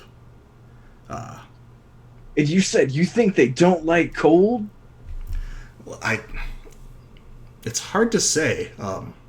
They haven't bothered us in here, at least. So you don't know. I'll take that into consideration. Sorry, can you say? So you don't know what they look like. We were going to look around, see if we could find people who could tell us what these monsters look like. The Gith warrior or the Gith scientist chimes in. No, I do not go on the Giths, or I do not go on the Duke's hunts. I work in the lab. I'm not interested in this, so I did not see the creatures initially attack, and I have been lucky enough to avoid their attention on the ship. Right, no creatures here. All right, we'll go look somewhere else then. No. You, Mr. Night Guy, you can come with us. Let's go. No, I'd be quite happy staying here and protecting this. I'm sure you would, you little coward. Well, come on. I'm gonna find your boss, and then we're gonna get off this heap. I must insist on staying here. Well, I must insist you coming along. There's only one way to settle this. Pokemon karate battle. Close enough. It's the Gith warrior or the Gith scientist chimes in. Like if the sheep is going to be blown up, the power generator in this area, it needs to be maintained so that if you can get the communications down, we can send, we can broadcast an evacuation message or something of that manner. Yeah, we'll get to it when we're done killing stuff. But he's not going to be any help. I mean, Look at him. We are a bit short-staffed, and it's even though he is not of our level of intelligence, he has hands and is a warm body. Fine. All right, you stay here, you little coward. No glory, though, and no gold. So Duke next. That's good. Let's do Duke. I'd like to have a little bit of an extension, if possible. Zeta? We were informed that the Abjurer was going to the bridge. Oh, They yeah. seem to be the one person that actually has answers. I suggest that we go and find the Abjurer, try and get communications back online, and then get off the ship. That Also, seems if she's fair. dead, she's going to have the best stuff. If you are looking for the Duke, I know he retreated to his quarters after the hunt to tend to his wounds. I do not know, as I said before, I do not know what these new creatures are, but he should have some sort of log in that area as well for whatever else he set loose here aboard, if you were inclined to pursue such information. I'd rather get lines of communication open before we start, before the screaming starts, and then turns. Oh, yeah, the screaming. Okay. Perfect. So are we thinking bridge, it sounds like? Bridge. Sure. All right. Passing back through the atrium and heading up in that, we'll just call it north on that map. You see, you start heading down that chamber and you see a similar door. Now that you've warmed up, leaving the laboratory area, no more mist to walk through, anything like that. And you start walking to that barrier as, let me see something. Got everybody. Dark Souls barrier. Like what? Any convenient campfires? I'd say I'd say most of you, with your passive perceptions, hear kind of some new clinking and clanging coming from the walls that wasn't there before. Ooh. Here we go. Yeah. It's coming from behind you, so back in the atrium area, and it's if you were to turn around and peek, you see kind of two creatures like scuttling across the ceiling. Like these are like chitinous bird-like faces, but like these weird pointed appendages. Like one is monkey barring across these grates, and one is just crab walk scuttling across like up one side of the wall. That's not good. Okay. Hey, if you work on this ship and we should not kill you, please speak up. Hold on, I didn't get Why that. would you do that? Oh. So I think this is one of those times where I ask y'all to roll initiative. Yeah.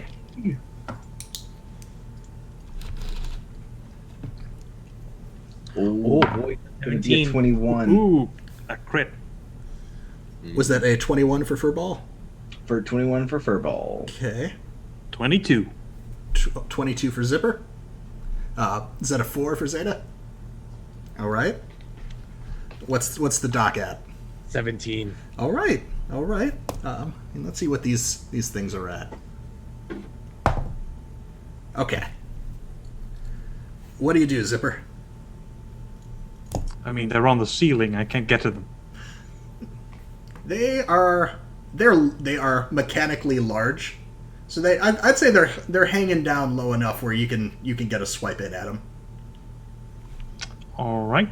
I think instead I will take the dodge action. All right, perfect. Yeah, it's again just to kind of set. These corridors are about 10 feet wide, so about 2 of you all could fit side by side in them. Whatever these creatures are, take up most of the hallway, but like 15 feet tall, so like one above, one on the side, but still close enough that you could hit pretty easily. Yeah. And they are about midway. You all are pretty close to the door to the bridge, and they've kind of closed the distance about midway between the bridge and the atrium to get y'all. All right, so Zipper's taking the dodge action. Yeah, I'll be in front, like as close to them as I can get, and then take the dodge action. All right. Then we are on to Furball. Yeah, I'm going to. Is Zipper currently in melee with him? Yes. Okay. I'm going to run up next to Zipper then and go, time for some butt kicking! And pull out my 2 scimitars, one much nicer than the other, and now covered in frost.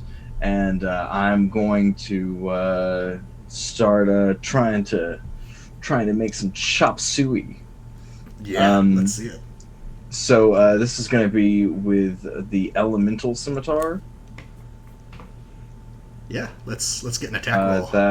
That's not super amazing. That's just a 16. That hits. All right, heck yeah.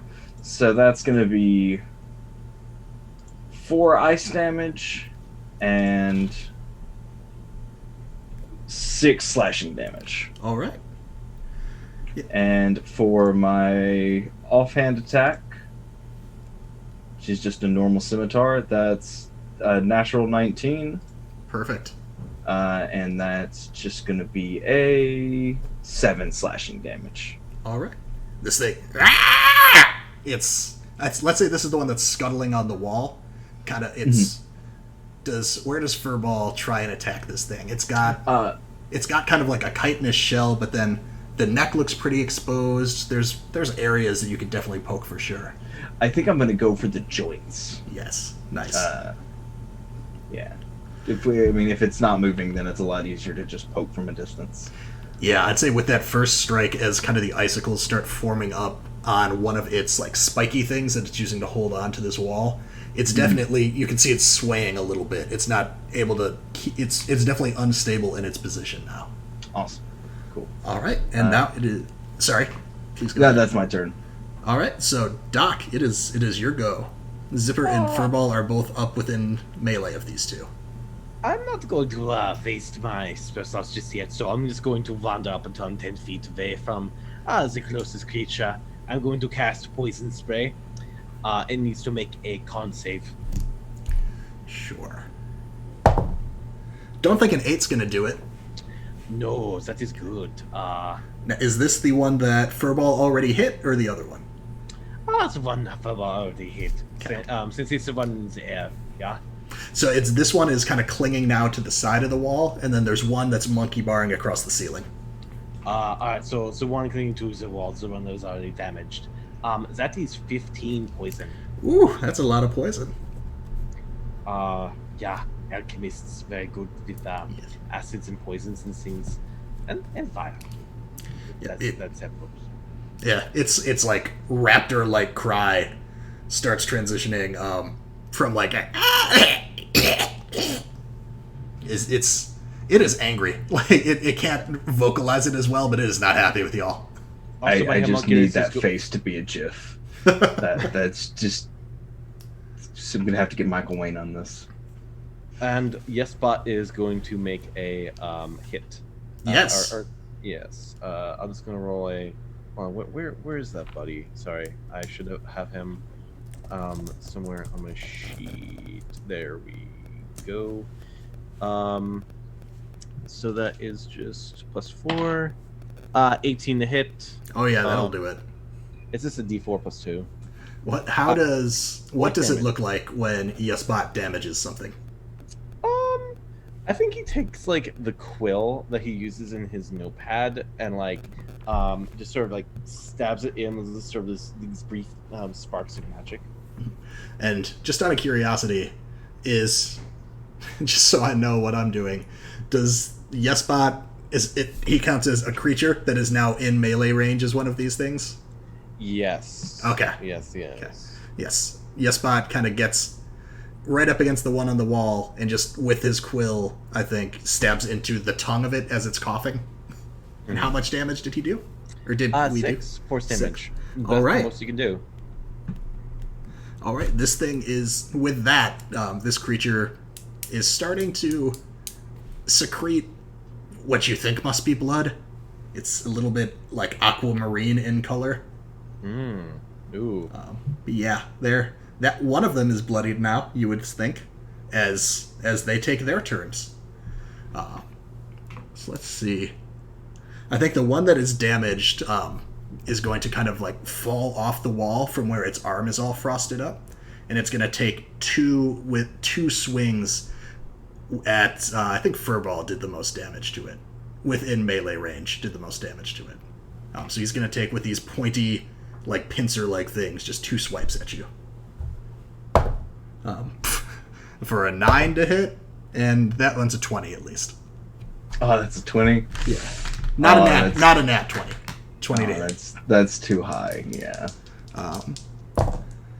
All right, so it's kind of sinking into maybe scratching across your shoulder. Or maybe that collar that Zeta grabbed across before, and inflicts 11 points of piercing damage. Alrighty, thank you for the 11. The one on the ceiling is going to pop down. How far back did you stay, Doctor? 10 feet from the one on the wall. All right. It is going to pop down behind Zipper and Furball. So still in melee range of them, but not close enough to get to you. Okay. And I think this one will go for Zipper, just to spread it around. Remember, he has disadvantage. Oh, he does? Well, yeah, I have the dodge action. Yes, thank you. That's what Perfect. I entirely forgot, so that is great for reminding me. So the first one was only a 9 to hit because of that, and a 13 to hit on the second. And that's all miss, which is why we take the dodge action. Yeah. What does it look like when Zipper dodges? Is it more of an acrobatics thing, or is it more of a parrying thing for him? The monster attacks, and Zipper does his best to dodge, but it's all utterly pointless because he's so short the monster just swooshes overhead. Perfect. Yeah. It's you get to see all of this, Zeta, and now it is your go. Furball, try not to die just yet. Get a d6 of inspiration. Nice. I love that as inspiration. I've definitely dropped that exact line before. And then we're going to free action dismiss the trident. Part of move, draw this rod. Shield still in the offhand.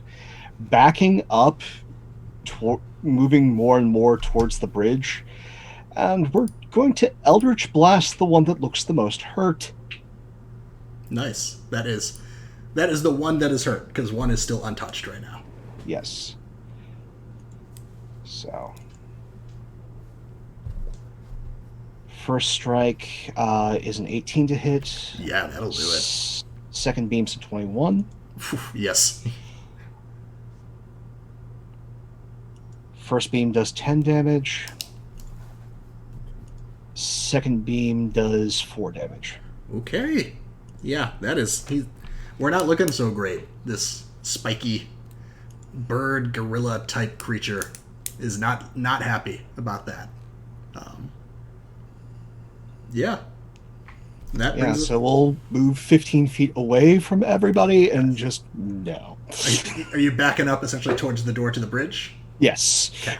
Yep. So as you approach that door, it does not slide open right away on its own. Of course not. Do you really want it to? There's going to be more stuff in there. Part of me says yes, part of me says no. So that takes us back up to Zipper. All right, this time we're going to go on the offensive.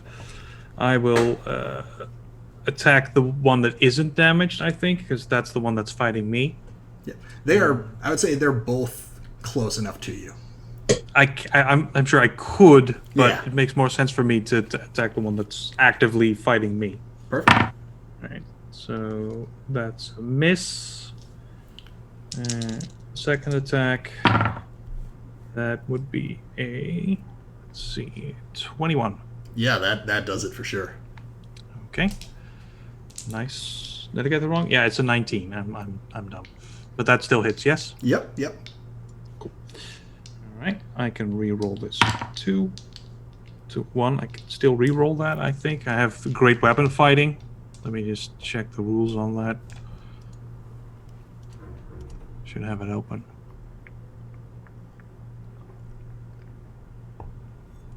Even if it is. So that sucks. Oh well. I get too many tabs. 5 whole damage. That's five isn't nothing. Everybody. What is so? This one is uninjured. Where does Zipper strike at it? Kneecap. Kneecap. Yes. Nice. Yeah, it is. Yeah. It. Even though it's only 5 damage, the kneecap kind of, you hear a pop for sure. This thing, it's still got enough upper body strength to be able to be pretty mobile all across these surfaces, but it's not putting weight on that leg anymore. All right. Do you have anything else you'd like to do? I could do more stuff, but I feel like I should save it for things that aren't this. No, I'm sure this is it. This is the whole thing. In that case, it's Furball's turn. Yeah, gonna take a swing with that elemental scimitar. That ice baby scimitar. Oh yeah. Ice so nice. That's another 16. Yeah, that does it. 16 hits. So that is 7 points of ice damage and 8 points of slashing damage. Ooh, this thing is limbs are starting to go limp. It is still angry, but it is on its last leg. Great. I'm going to postpone. I forgot last turn that I get 2 attacks with the attack action. So I'm going to make my offhand attack first. Sure. That's another 16. Yep. A lot of 9s. No d4s. D6. 10 damage. Yeah, that does it. And just whatever it was still clinging to just collapses to the ground now, and you just hear this metal reverberation off of the grates on the floor. Excellent. You have felled whatever alien beast this is. And my second main attack, I'm going to give Zipper a hand with a 23. Yep, that definitely hits. Only 3 ice damage and 8 slashing damage. All right, 11 total. Yep. All right. This is radical. Yep. And that's all I got. As that radical just echoes and reverberates down this hallway, Zeta, from behind you, and anyone else, the rest of you would hear this too, but Zeta's the closest. From the other side of the bridge door, I think there's people out there. Is anyone out there? What? Yes. There's more people that's not dead. Yeah, what are you doing out there? You hear the door starting to. You hear something heavy being moved away from the door at this point, as we go to the Doc's turn. Yeah. Or if you had something to say first. Sorry, didn't give you the chance. We're fighting monsters. Could you please be of some assistance? Yeah, that's why the heavy shit is here. We're working on it. Can't rely on good help these days. And Doctor, his poison spray was like a little like you blow air into a furnace with, but like attached to it, there's this green bottle of vapor in it. Nice. That's his poison spray. He puts that down, and attached to his wrist, there's a tube. And he's going to activate Ray of Sickness on the one that hasn't been injured much, and so it's just you see this sort of long string of poisonous liquid just kind of just burst out, and he's just sort of like you see this ring sort of I'm giving him some of that magic back as well. So he's using his spell refueling ring, casting Ray of Sickness at 2nd level. Let's go. Cool. What do I have? Do you roll and then I make a save for Ray of Sickness? I roll to attack. If it hits, you save. You make a save. All right. That's a dirty 20. Yeah, so that would hit. Yep. Nice. And now you have to go against my save. This is a con save for him? It's a con save for him, and that's also 17 points of poisonous damage. Ooh. I assume a con save of 6 is not going to do it. No, so he is poisoned. So he won't have to be able to do much. And also, Yesbot coming in with the next hit. Oh, yeah, that would hit. That's like 20 something. Sure. How much damage is Yesbot doing? Up 6 again. So Nice. I'm just carving path here. Yeah. Yesbot just no. I think it's when it starts saying yes while it stabs that we have a problem. But yeah, this thing is not liking its situation. So what is poisoned is disadvantage on attacks and something. Attacks and ability checks. Disadvantage on attacks and other things. Let me bring that up real quick. Yeah, poisoned. Yeah, it's okay because it's this thing. Disadvantage on attack rolls and ability checks. Sorry, go ahead. It's just getting more languid now as it's poisoned, just very droopy, and looking over it and seeing that its compatriot in hunting has been murdered, or rightfully killed, not murdered. It's going to try and dash away at this point.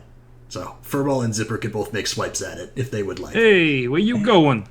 And I guess Yesbot could as well. Yesbot could take reactions, right? Yesbot. That's a miss. I Gonna burn that inspiration I got. It's not gonna last anyway. Hey, there we go. That's a 15.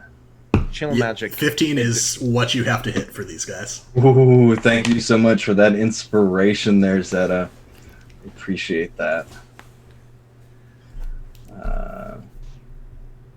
So that's 5 cold and 6 slashing. 11 total. All right. That would hit as well, since he's making another attack. Spot's making another attack. Mm-hmm. That's 4 force damage. All right. And then, I forget, Zipper, were you swinging or no? I swung and I missed. Okay, got it. Yeah, this thing, it took a beating there, but it's still, it is still going, and it is it is kind of scurrying into a vent to try to get away. Like it's digging into the metal to just try and squeeze its way out to some chamber where all of these people that are much better at defending themselves than it expected are not. So y'all are welcome to try and pursue it, or it sounds like that door is opening. Later. It might bleed to death. Yeah,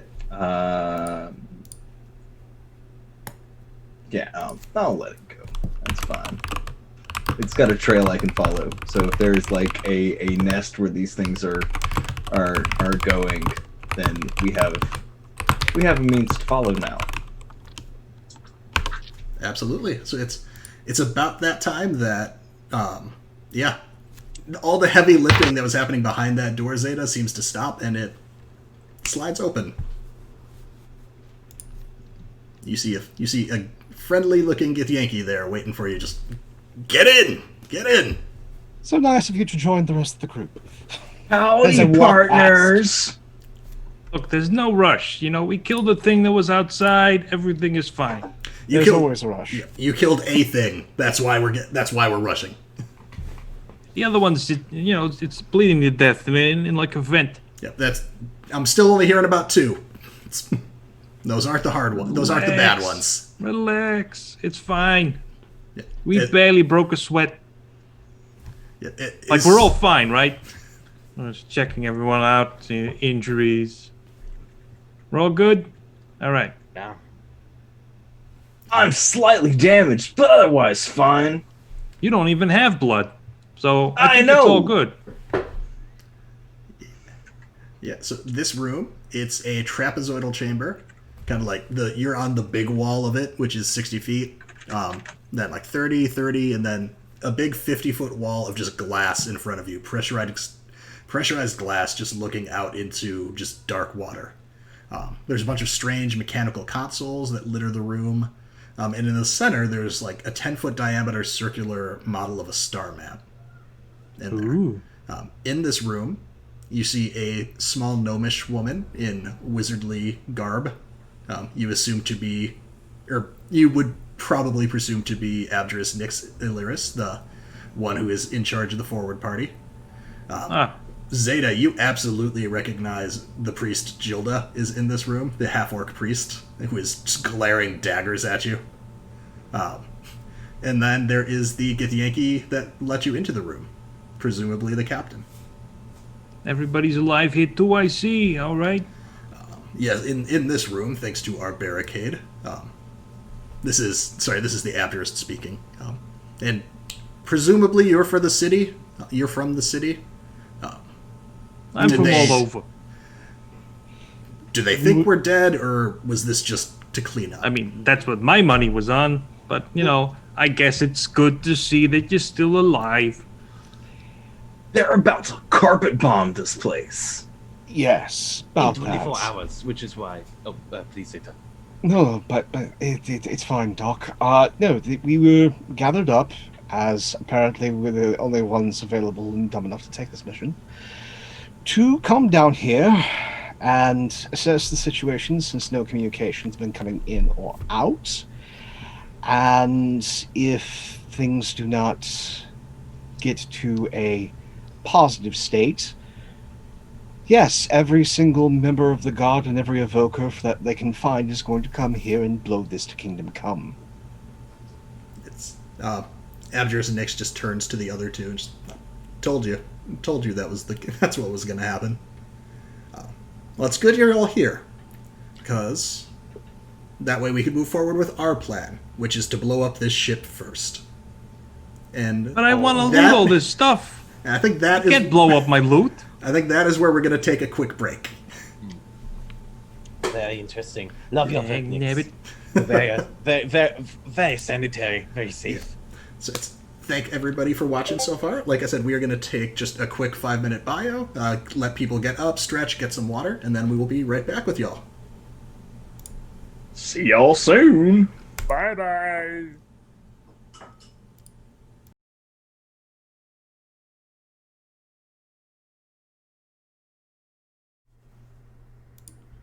And we are back. Hi. Guten Tag. Yes. So, we left off with you all finally getting into the bridge, finding finding half of the initial forward party still present, as well as the captain. And apparently, their plan to avoid getting blown up by the city is apparently just to blow up the ship. So why don't we dive right back in there? Now, this plan for blowing up the ship involves us not being on it, right? Yes. Okay. We have some ideas about that. Since time is limited, our current plan involves the captain explains to me that there is some sort of magical engine that is what allows the ship to propel itself through space. Obviously, it would have been fantastic to study, but it is going to be key to our plan because it has a self-destruct, but it has a self-destruct function. It requires 2 keys held by officers of the ship that we will need to acquire in order to activate. And there are a few other things, obviously, that would be helpful as well. It's currently the power is in such a situation. The power is in standby mode for the ship. It would be fantastic if we could turn it all the way back on so that we could announce an evacuation order to the crew and get everybody out. Furthermore, to be able to do that will require turning off the communication dampener that the captain has. Now, these are a few different tasks, and we can divide them amongst ourselves. He can't turn off the communication thingy from right here, right now? It's the Captain's Guild speaks up. I can disable it. It will take me a bit of time, though. If I am to understand, that is to be my project right now. Yeah, go on. Yeah. Getting communication to the outside would be good, considering that they've been trying to get an idea of what's going on here, and that's why we are here. Yes. Yeah, so far we haven't seen anybody dead, so things are looking pretty decent. There are several, at least one of the from what I was told when I boarded the ship, at least one of the Githyanki scientists that was working in the lab was injured during the creature's resurgence on the ship, the crash. They are currently in the sick bay along with a number of injured Gith. Several passed away, I'm told, but there are, I believe last we were told, that was about a day ago, there was still the Githyanki and 1 Gith that were still alive but with quite serious wounds. Ideally, we would have liked to get our priest friend Gilda here over to administer aid, but we have been unable to successfully navigate the ship. Question. Why are we blowing up the ship again? Just sort of, I want to be primed on this. Because we took care of those 2 creatures back there. I'm not saying that all of them are going to be as beautiful, but what makes this ship unsalvageable? What makes it dangerous enough that we require to destroy it instead of killing the aliens? The very broad term, I know. The alien creatures to heal. The captain speaks up now. It seems to me it's an issue of time. It's the Duke. He has so many of these damned creatures aboard the ship. You can certainly make attempts to eliminate them all, but I do not think it will be anything that you accomplish in the time frame that your Abderist has presented to me.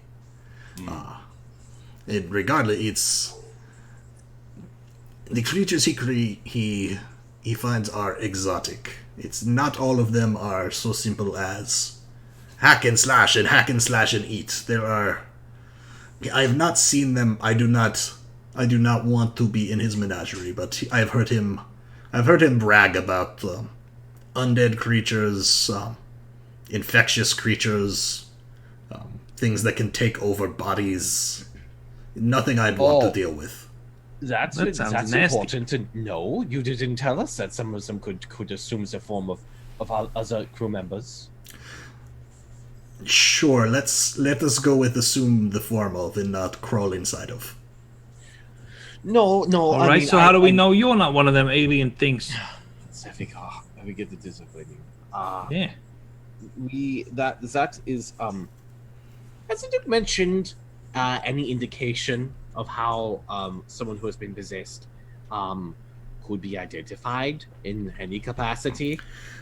Again, this is all secondhand from the drunk ramblings of the Duke. I am not familiar with the creatures he keeps, and I do not wish to be. So where's the Duke? I assume hiding in his quarters and nursing his wounds. Sorry, my metal friend, what do you have to say? It's great to debate all this stuff all day, but time. So you're going to, good captain, work on getting communications fixed. There is a desire, albeit I think it's a foolish one, to head to the infirmary and trying to help those that are obviously beast food. Then we have the engines and trying to get power off of standby. That seems to be the thing that we can fix. Yes. And will get us off this vessel and resolve the issue. Yes. Was this the first location you all came to when you boarded the ship? No, we went over to where your knightly friend is with the two Gith Intense. Yes. He made it to the laboratory, it sounds like. It's the really cold place. Yes, he seemed keen on staying there. Cool. The laboratory was cold? Yes, quite. Oh, They didn't like the idea of fire. Wait a minute. Why did he want to stay into the engine room so badly? You didn't know where he went. Yeah? You said you didn't know where your retainer friend was. Is that correct? You asked us. We were scattered in the atrium. Yes. And he went into the engine room and refuses to come out. What does that tell you? Anyone here? So he is in. It sounds like you all The encountered lab. him It's in not the the laboratory. lab. We didn't go to the engine room. So it's. I should explain. The laboratory has the power generator that keeps the ship running. The engine room is the magical device that enables our travel. They should have more distinct names, and I apologize. Wherever the interns are. What I'm saying is there was a point in time in which you could not find your nightly retainer friend, Yes. and we found him in the lab, and where the interns are, I don't care. And he refused to leave in any capacity, even though we were his rescue crew. Isn't that weird to any of you? Weird at all? That You're thinking he's possessed by one of them things, and that's why it's so cold, because it's a creature that lives in the cold. Yes, It's not that they hate the cold; they like the cold. The laboratory is not usually cold. That may be. Ah. If they are keeping that cold, that may be what is drawing more power from the ship. All right, let's go back, kill them all. Let's go. Before we do that, in those of you remaining, in order to blow the engine, so to speak, as I mentioned, we require 2 keys. One of them is held by the Duke and should be in the Duke's chambers. The other is held by his head research assistant, who was injured during the battle. So they were taken to the crew's quarters. So those are where the 2 keys that we need are. It would seem... I mean, there is this issue in the laboratory, it sounds like, as well, but those 2 keys are instrumental in the explosion part of the plan. It's if you all decide on a destination, perhaps the wizard and the knight can go to a different location and try and accomplish the task at the same time while I work on communications, but just let us know what you are planning. All right. Let's divvy things up real quick. Abjur, looking over at the cleric. Friend, how about you two go to the crew quarters, acquire thing, heal people, and make your way to the engine room. We are obviously going to go to the lab. We're going to have a discussion. It might turn into murder, but first we're going to have a discussion and try and get power off of standby. Then, Wouldn't it make more sense for us to go straight to the Duke, since we have to go back to the lab to blow this puppy anyway? well, If we have to go we- to the engine room to blow the puppy. Yes, again, I apologize for the confusion. The So- longer we leave, But- the It's what you might. It's if we don't know. It sounds like something has happened in the laboratory and the generator. We do not know what kind of creature has taken control there. If the Duke has such information, it may be in his study as well. All right, we'll go see the Duke, put It's him out of Duke- his misery, grab the key. It's the upper floor has the Duke's menagerie, his study, and then his private quarters. It's any information would likely be there, and any highly prized weapons that he keeps to himself would be there as well, which may be helpful. I understand our language is the language that we use is a bit odd, but you said things in a very specific order that causes me pause. You said menagerie first, Yes. then, like trophy room, and then his private quarters. Are we going to have to cross through the menagerie? Yes. I do not know if it is part of a power play of the Duke's that things must walk past his beasts in order to reach him, but he was insistent upon its arrangement. Change of plans. For whatever is Friend, still there. Abjurer, you go get the key from the Duke. We'll go deal with the folks I can over in the do common. the healing of the injured. I have some skills in this. I should be on my way to the infirmary right now, actually. Oh, that's a bummer. So we're not gonna see any cool beasties? No, they are not. Well, to be fair, it's not. I do not know what state the menagerie is in, because it sounds like the beasties are roaming the ship at this point. Still, Bummer. I But we will proceed as you wish. thank you. Goodbye. Turns around, moves barricade, and just is starting to just head towards the atrium. Perfect. Dr. Hey, Ben hey. pulls out a scalpel and takes a sample from the beasts they killed and just and then puts a Hey. cork in it. Hey, Captain. While I've got your ear, I think you use ears. Are you Yes. accepting applications right now? I would be happy to. It seems like I may only be captain of the ship for hopefully not much longer, as we will blow it up. But as soon as I have a new ship, you will be the first to know. Thanks. And I'll, rollerblade after everyone. How far did Zipper get in that time? What was Zipper up I to? stopped to Okay. chop off the head of the monster and stuff it in my backpack. Perfect. All right, so we're heading to the crew's quarters then, the common quarters.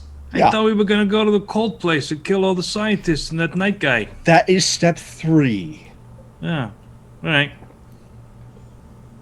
Oh, by the way, Zeta, since you are the more responsible one, he's going to hand you a flask with the label elixir number 4. This is a batch. You don't drink. So what you're going to do is just pop it out this port over your body. That should help you fight better and avoid things better whenever you so choose. I don't use enhancements that often. I think this might go better with someone less responsible. You know what? You make a good point. Furball, Yeah. pulls this over yourself when we get into the next fight. It's good. It's happy Totally. juice. It's actually not happy juice. It's rad juice. It makes you more rad for It's- a rad minute. I don't know if my rad circuits wouldn't overload from that, but I'll certainly give it the old college try. If you You get didn't too go to many college. reds, you take red away and it's all sorted. You say give the old college try. I'm pretty sure you didn't go to the college. I went to community college. It still counts. Okay. I said gratitude. All right, it's you all managed to make it back into and through the atrium with no difficulties. It's from the direction you're coming. The gangway that you came into the ship from is on your right. The laboratory with nothing sinister in it is to your left. And the crew's quarters are directly in front of you, as well as the stairs up to the Duke's chambers, which Abdris Nix and the Priestess Gilda are going to. And then you do see a smaller set of a stairway going down, which must lead to the engine that we're going to explode if all goes well. All right, where were we going? On the map, it is.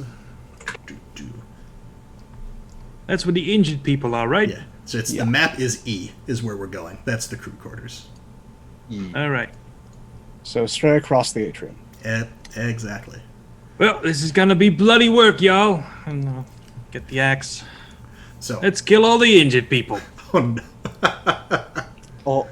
no. I can just help heal them. We don't need to do that. Is that what we're doing? Oh, thank God I talked to you first. What you see as you enter this room, it's 40 by 60 foot long barracks. There are 12 single bunks that line the wall, and there are 2 just small lavatories. You can see on the map like 5 by 10 foot rooms in the back along opposite corners. It looks like the room has been converted to, a modified sick bay.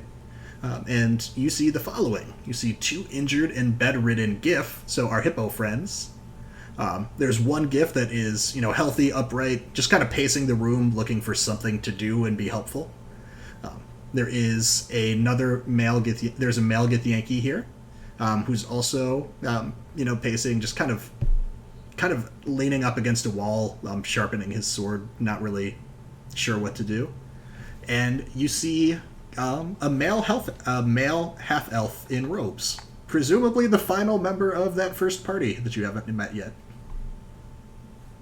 Ah, dang it. He's alive, too. There's no loot at all in this freaking... son of... Yes. Greetings and salutations. We are here to aid in the endeavors that will get us off this vessel. It's the half-elf kind of pushes his way forward to try and be point person for this. Yes, Gruss Silane. Yes, I'm in the service of Abdris Nix. What is going on? Yeah, the Abdris Nix has come up with a plan that will get us all off of here without being killed by our own people. Which requires us to get one of the keys that helps control the engine. We are then going to help aid the sick here, and then proceed with evacuation procedures.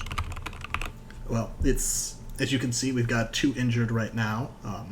If you have any healers, I'm sure that they would appreciate your assistance. Meanwhile, we have the rest of us are able-bodied, ready to move when you all say.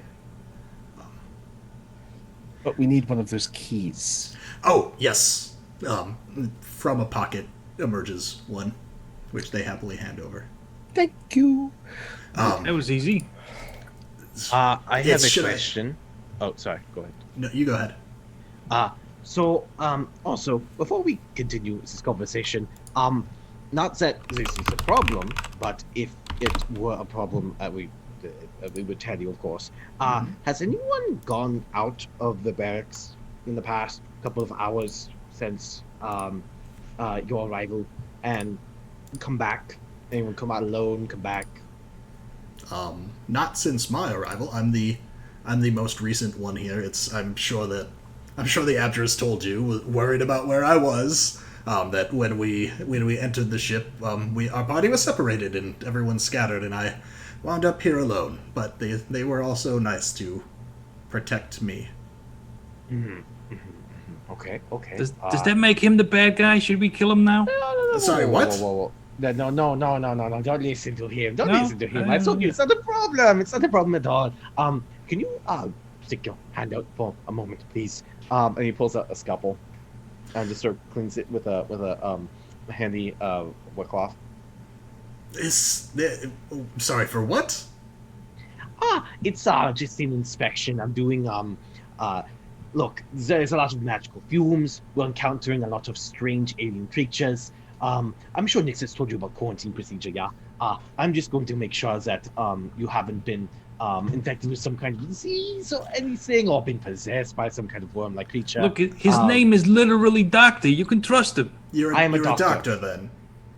I have doctor in my title, yeah. Yes, I would be far more comfortable, doctor, if perhaps we could do this medical examination in one of these back rooms instead of in front of an audience.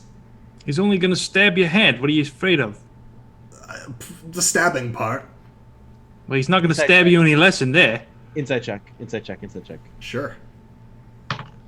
Ooh, that is very good. That's a 22. Yeah, something's up. They're definitely trying to... They seem very insistent on getting you alone somewhere. Oh, that is the only problem. I just yank his hand and just fucking just jab the scalpel into his palm. Ow! Why? Anything? He's bleeding profusely. I take the healer kit and just sort of just put a band-aid over it. Yeah. I thought okay. something would happen. Now back into the back Something room. did happen! My hand! Well, it's bleeding normally. What are you complaining about? Everything Then is it's fine. bleeding normally! I don't want it to bleed at all! All right. Some people are never happy. And you're going to need to calm down, and I'm going to tell it from here. I am a fucking doctor. What I say goes. If I want to do an examination in this barracks that is now the infirmary, I do it because I'm the only one that can bring you bitches back up. Is that clear? Well, then examine the sick people in the bed that are dying, man!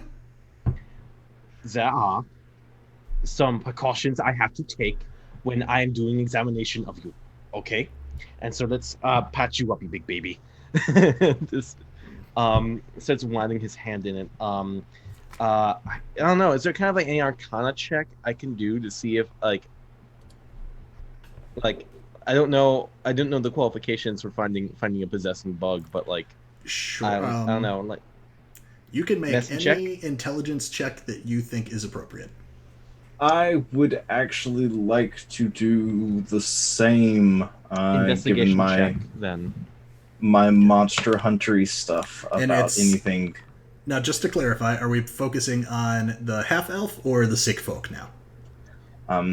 I am focusing on the sick folk. I've walked over to start healing them with the power of laughter. Sorry. As I'm telling jokes, which don't worry, I already have them lined up. I'm gonna make a nature check to see if they are reacting as normal, non-occupied things would do. 24, by the way. 24 for Zan. Why don't you go ahead and make that a medicine check A for me? medicine check. Okay, sure. And what was the 24? Investigation. You wanted me to do an intelligence stat check. And it was on the half-elf or the sick folk? Half. All right. Yeah, I mean, you're confident that they were suspiciously trying to isolate you, or suspicious may not be the right word. They were definitely forceful in trying to get a private conversation with you. You don't see any, ichor or, any odd drippings coming from them. They've got an open bleeding wound, but no other wounds that you notice. You will take They him look- to the back room then. Yeah. For all intents and purposes, they look like a normal half-elf. There's nothing physically wrong with their appearance. All right. Time for your checkup. Go ahead, sorry. Unless I would get advantage from Hunter's Bane, it's only an 11. Yeah, I don't think that helps you with aberrations, right? It does not. Fey Yeah. fiends, but not aberrations. Yeah, no. If I may, Sure. Please. before everyone disappears, I'm just going to mutter out in deep speech, because I'm fluent. Speech. All right, so I have the key. We'll slaughter all of these one by one, and see if anyone responds. Sure. Make me an insight check. Or perception. Or should we guidance him? Whichever's better for you. Should I guidance him? You are with the half elf, so I'm gonna say no. Yeah, okay. Blackjack 21. Perfect. Yeah, you definitely as the half elf is being led away by Dr. Venn, you definitely get some side eye there. Like there was understanding.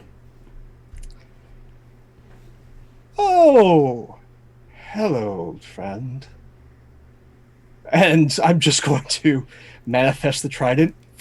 Doc, I'd step away right now. I got a 24. I don't know. Okay, and like Jen's like, but okay. So there's nothing to sort out those rolls. There's nothing physically wrong that you noticed with the half elf, but Zeta did notice that they could speak. They reacted to hearing deep speech. I'm going to say in Abyssal. What are we talking about? I don't understand. Ben also heard Zeta because he also speaks deep speech. So it's just like, yeah. So I'd say you catch on to that as well then. Very clever, and he looks to the half elf. So it seems like your goose is cooked. Sure. Do you have anything to say before I turn you into a puddle of acid? Give me. I'm trying to think of how to. I don't think anyone's got surprise on anyone at this point, so I'm just going to say roll initiative. Oh, okay. To see how this plays out. Initiative. 22. Another crit. That's a 20. Ooh. Gonna be a 15 for me. Okay. How are we looking this time, Zeta? 9! 9! 9. And sorry, Zan, did you say 15? 15 indeed. Okay. Let me roll some dice. Oh, that's not great. It's great for you all. It's not great for anything else that wants to live in this room.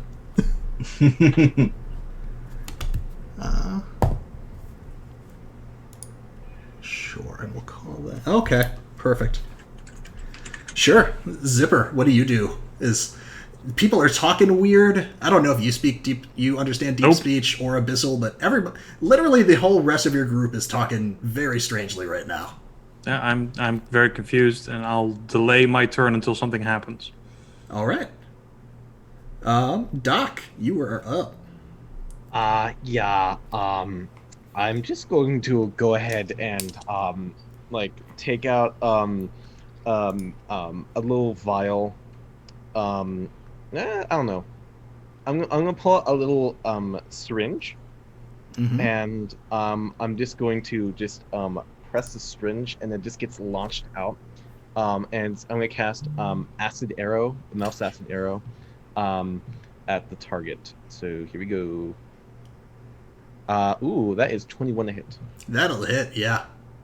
All right, so just so you know, 44 immediately, and then 2d4 in the next turn. So, that is 19 acid damage. Ooh, on 4d4? Yeah.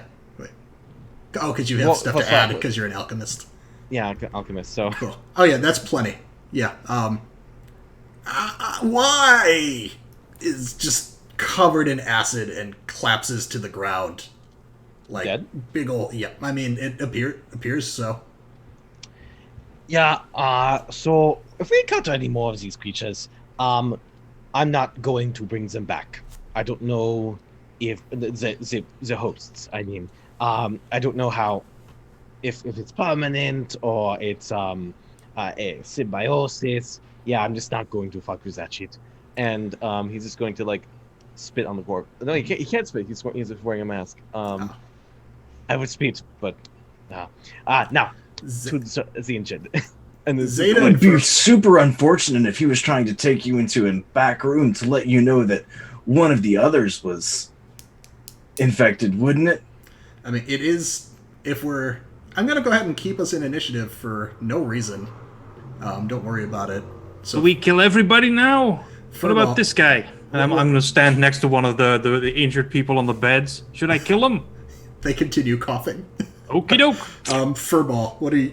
It is your turn. What are you up to? No, I'll take my turn and to- use it to execute one of those sick people. Oh, jeez. Okay. Oh god. Yeah, I looked Sure. at Zeta, gave me the shrug. I'm like, okay, erring on the side of caution. Whoop. All right. Go ahead and roll an attack roll at advantage. We'll call that. We'll call being bedridden prone. It sure is. All right. Okay, advantage. That should hit. Ooh, and I got good damage. That would be 14, right? Did I remember that correctly? Yes, 14 damage. All So the right. first attack, second. That is also a hit. And that's 7 damage. Okay. So 21 total. Yeah. Okay. Let me just peek on how something works here. Okay. Okay. Perfect. Yeah. As you slice into the injured one of the two injured gifts in bed, they start gurgling out as they are stabbed and deceased. And the other chopped. Sure. I'm going for the head. The standing gif in the room points his rifle at you. What are you doing? Stop that! They're my Cutting his comrades. head off. What does it look like? You stop! And it's the gif and the Gith Yankee are both not happy about this. The Gith Yankee has drawn his sword, but is a little bit more hesitant to start a fight. The Gith is very upset that you just killed one of his bedridden comrades. So Furball, how you History doing? will show that I was right. I'm gonna say an abyssal. I'm one of you. Now's our time to strike. All right. And see if there is any reaction from any of them. I mean, the Gif and the Gith Yankee look over to you confused, but do not seem to understand.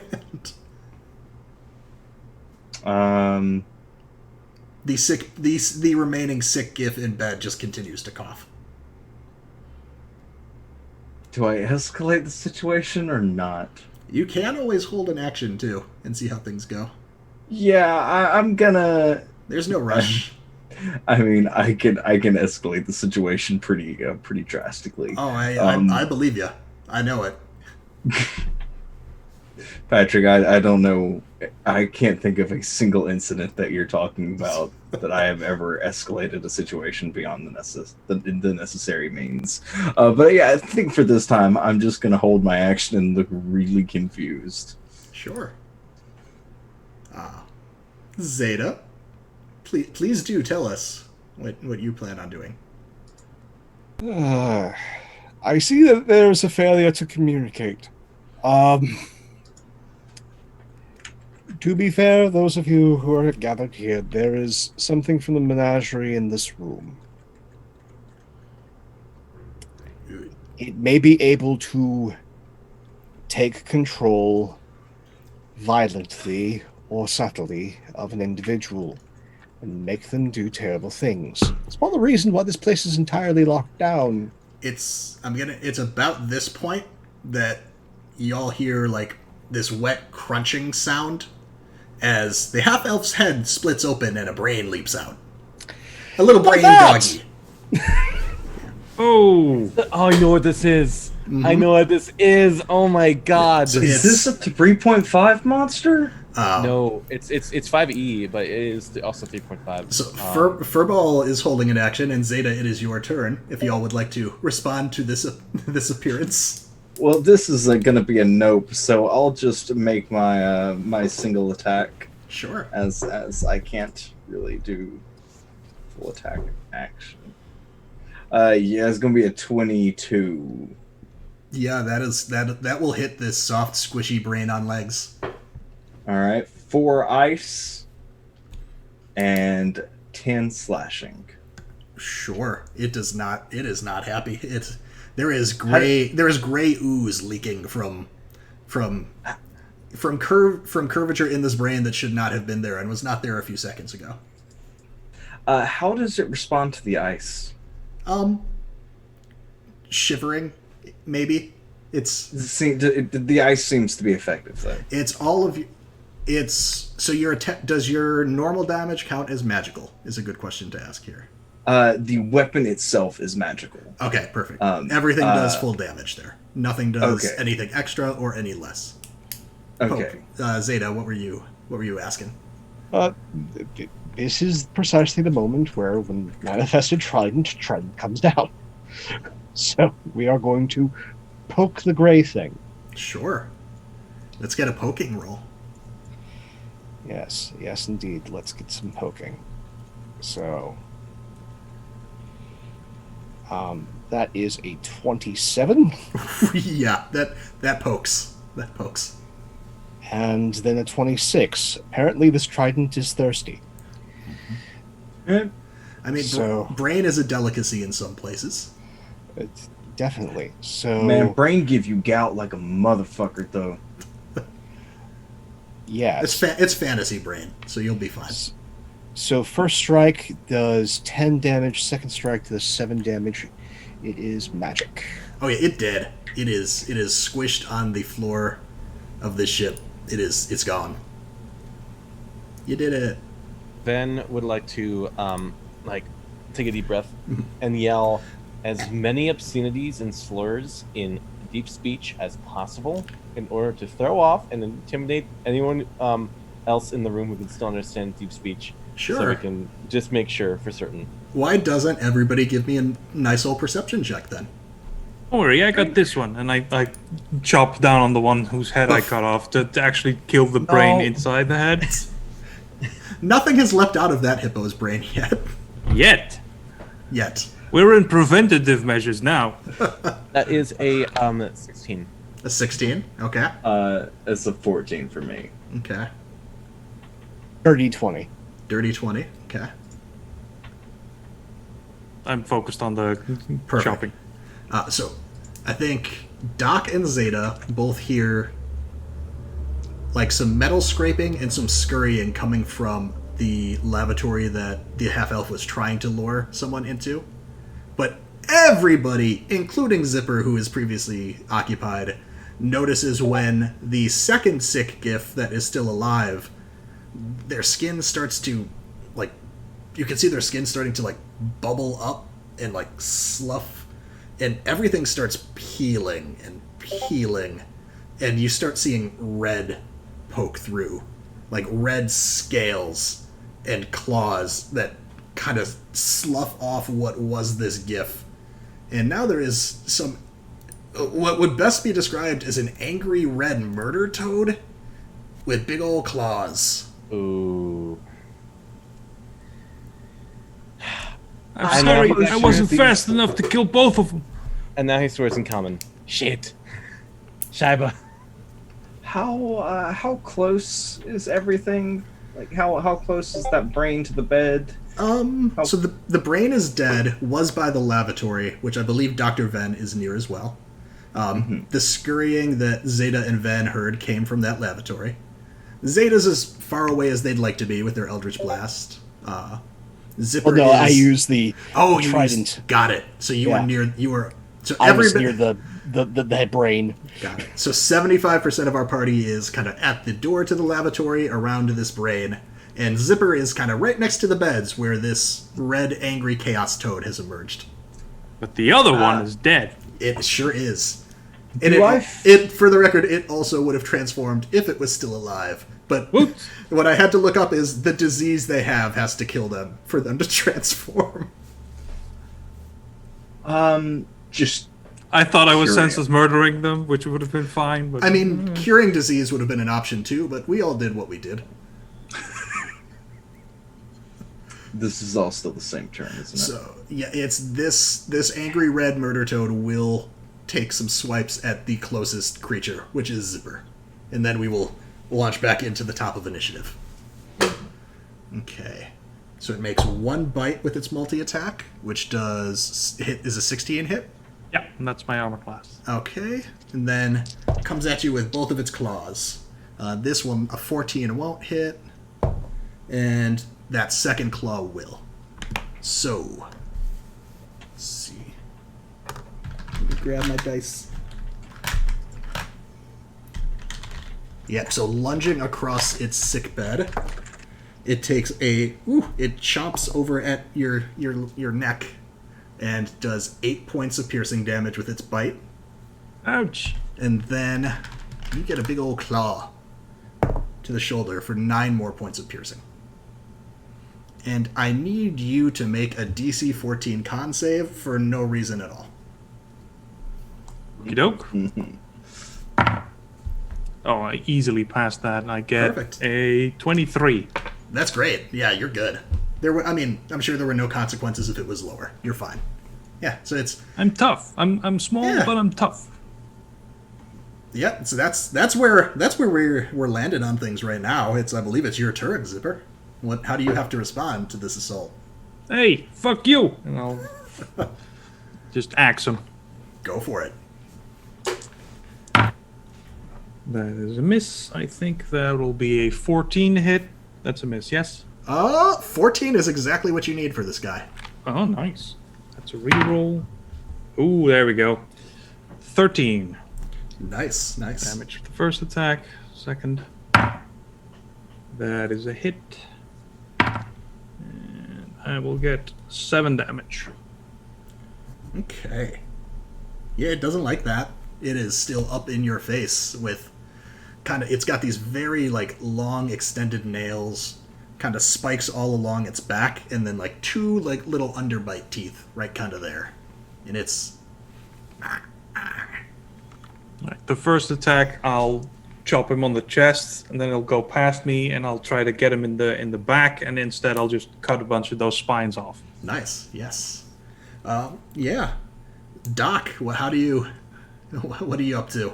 Things have taken a change. Yeah, well, I feel pretty good. I turned the Devourer's corpse into a bigger corpse. I don't know. I think I'm just going to wander over and I think I'm going to go after the thing in the other rooms. They seem like they have it handled. So I'm going to open the back room and go inside. Sure. In the laboratory, you see there was a small metal vent on the wall that appears like a hole got broken open in it. A roughly brain-sized hole. If we're just using that as a spontaneous unit of measurement. Are we Something talking like donkey brain, chihuahua brain? kind of like that brain that was on the floor back there. Oh, like combat brain. Okay. Can I Technically still see a mechanically tiny brain. it? Can I Oh, still okay. see it? I'll say you maybe catch the glimpse of one leg as it's about to turn the corner in the vent that it's traveling into. Yes. Enough to hit it, if that's your Oh, concern. okay. Then poison spray. Have Yespot wander over. So just pull this thing and just start filling that part of the vent with that poison spray, and then have Sure. Yespot just quill. So save. I need to save from the Devourer. Con save is a big old 5. Or no, 4. Even better. Hit me with it. What you got? Ooh, that is a 20 poison damage and then our buddy is gonna get a 16 to hit. Yep, it does not matter what you roll. This thing had 1 hit point left. It's just no. Yeah, suck it, bitch. Yes. I'm the doctor. Yes. Very good. Well, it's gained a taste for murder. We're all doomed. But yeah, Okay. it I'm is done. no longer scurrying or moving. I'm very good, so I'm done. Nice. That's a good turn, Furball. What you up to? Yeah, I'm gonna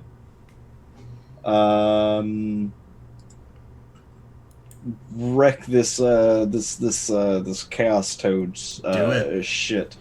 First attack with the elemental rapier. Elemental Scimitar. That's going to be a big old 23. That'll hit. So that's 6 ice damage and 9 slashing. All right.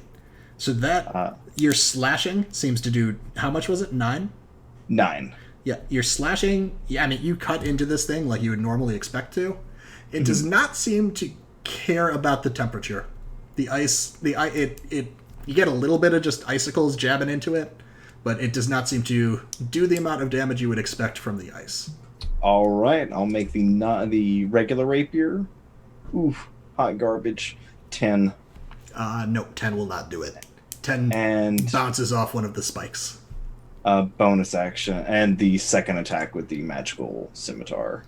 Even worse, 9. Oh no! I think he bats that one away with one of his like long, slender nails. You dare deflect my attack? Okay, yeah, that's cool. That's my turn. All right, that brings us to Zeta. Okay, so 75 feet away is this murderous toad. So dismiss Trident, move closer, grab the rod, and try and zot this thing. So we roll for zotting. That is a 15 for the first roll, and a 26 with the second. Oh yeah, those will both do just fine.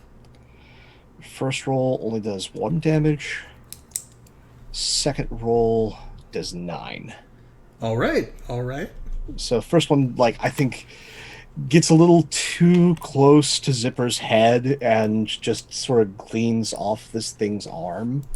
And then the second one finds purchase right on the red murder toad's clavicle. Nice. Yes.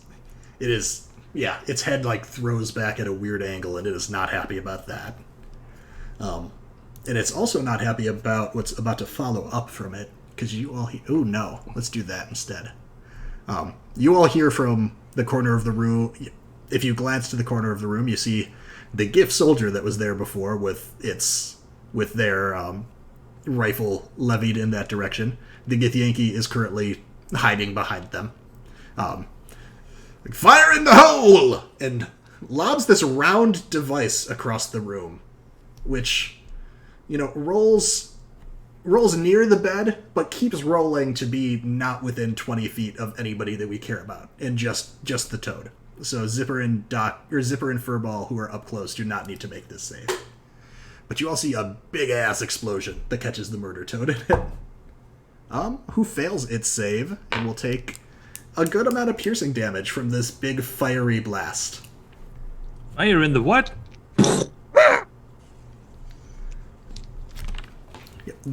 These are probably the explosives they were talking about, Zipper.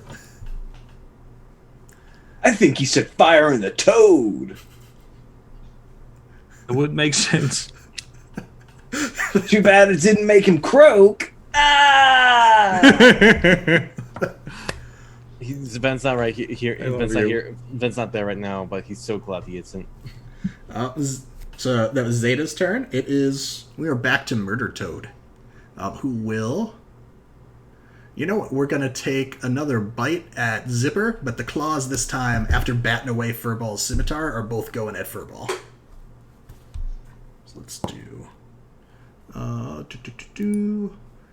18 hits you for a bite, correct, Zipper? Yep. And then does a 14 hit Furball? No. All right. Well, he rolled 2 of those, so miss you with both claws. And Nice. Zipper will take. It's a 4 and a 2, so it's a 6. You'll take 9 points of piercing damage from the bite. It's just like just very. You are not the easy meals that it was expecting. It is not happy about that, and whatever that big explosion was, it's not a fan. And we are back to Zipper. Get off of me, you jerk! And I'll try to slash his throat as he's biting me. Go for it. Let's see if I succeed. That is a hit, and that will be 9 damage slashing. 9 Did slashing. I? Yeah. All right. Is that enough? Nope. He is. Right. He is definitely leaking what you assume Second is attack. vital bodily fluids, but he is still going. That's 16 to hit. The 16 will hit too. Yeah. Okay. That's 8 damage. All right. Yeah, we're Wait, looking no, rough. I keep forgetting that the +1 damage. So Like both of those get 1 more damage. Okay. Yep, we're still going. All right. We're getting close. Doc, how are you feeling back there? I don't know. He's he's looking back to the noises of violence and explosions in the other room, and he's just sort of like, I could go and help them, or and he pulls out a scalpel. Yes, but darling, could you give me a sample? And he's gonna have Yespot just fly in with a scalpel and start carving out a chunk of the brain matter. It just has another flask ready, and I think his entire turn is just dedicated to that. Oh, that's perfect. If I'm getting anything from this god's damn shit before it blows up, it's going to be samples. No. That's totally fine. Yeah, so that moves us on to Furball then, and you have, we'll say you have, since you're taking your whole turn to do it, you have a quality intellect devourer sample that you could take with you. Ooh. I'm gonna do some attacking. Please. Ice. 23 to hit. Yeah. So that's. Do I need to bother rolling ice damage? You can. Yes, it is halved. It is not immune. That is 7 ice damage. So down and to 8 slashing. Okay. This thing is barely standing at this point. And second ice rapier. Hey, Patrick. Mm-hmm. Yeah. It's net 20. Yeah. That is. Tell me the level of overkill that this ice rapier does. Paint us a picture. I think what he does is he comes through, or they come through. Forgot they comes through and like kind of carves up the ribs and follows through with a second swing behind it with the flat of the non-magical scimitar pressed against the backside of the scimitar, and comes back through on the follow-up and hits the same spot and just cuts in with the force of the second rate scimitar behind it. Nice. Perfect. So yeah, it is in the interest of time, since we're running a little over, and I'd like to speed y'all up. Y'all let me know if we've got some time cutoffs here, but I'm going to try and wrap things up fairly quickly for us. But yeah, so y'all have cleared this room of. There is a GIF left who was helping you in battle. There is the Githyanki who was not opposing you in battle and was hiding behind the GIF. They are ready to follow your lead on things. You have one of the keys needed for the engine room, and you sent your allies to get the other one. All right, either of you two got like one of them toad things inside of you or one of them brain things inside of you. They look over. They both look at the Githyanki's shoulder, where he does have a wound, but he's healed. He was not bedridden like they were bedridden immediately following the injuries. All right, so probably not a toad then. No, probably. Should we? Certainly, we can inquire about that at the same time we get your wounds checked. It did bite you as well, correct? Oh yeah, I feel fine though. Well, so yes, I do too. Because I'm an orc. I'm like really tough. That's what we do. Yes, Ben comes back. Yes, Githyanki are notoriously slightly tougher than orcs, but I have heard good things. Yes, we are both tough. We do not have the toad. So, Right. wait, what's going on? I see you killed the things. That is good. I killed this thing back there, so we don't have to worry. What's There's some concern about infection, since one of the GIF soldiers turned into a large red toad thing. But I killed the other one before he could do that. Good. Good. You're following procedure. Well, then we'll have to kill you, and you have to kill you. Because, I mean... Nah, I think I'm see. fine. No, I don't think you are. As a doctor. But what I could do is I could, let me, do some work here. Very, very quick. We have enough time. He's going to start taking samples from the red thing. And using his alchemist kit, he's gonna try to, like, find out more about the biology. Now having seen, since you can make those rolls, and then now that the Gith and the GIF have gotten to see the creature up close, they can offer you all some more information too. I will loot the bodies in the I meantime. would like to aid the doctor, as I am trained in alchemist tools as well. So, what's the proficiency at level 8+3? So, 3.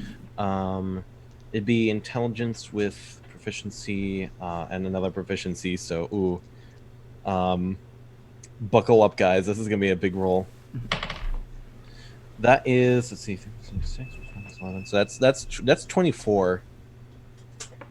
Yep, I will say, in your dissection of, let's just call it what it is, the Githyanki and the Gith will happily tell you, this is a slod. Mm-hmm.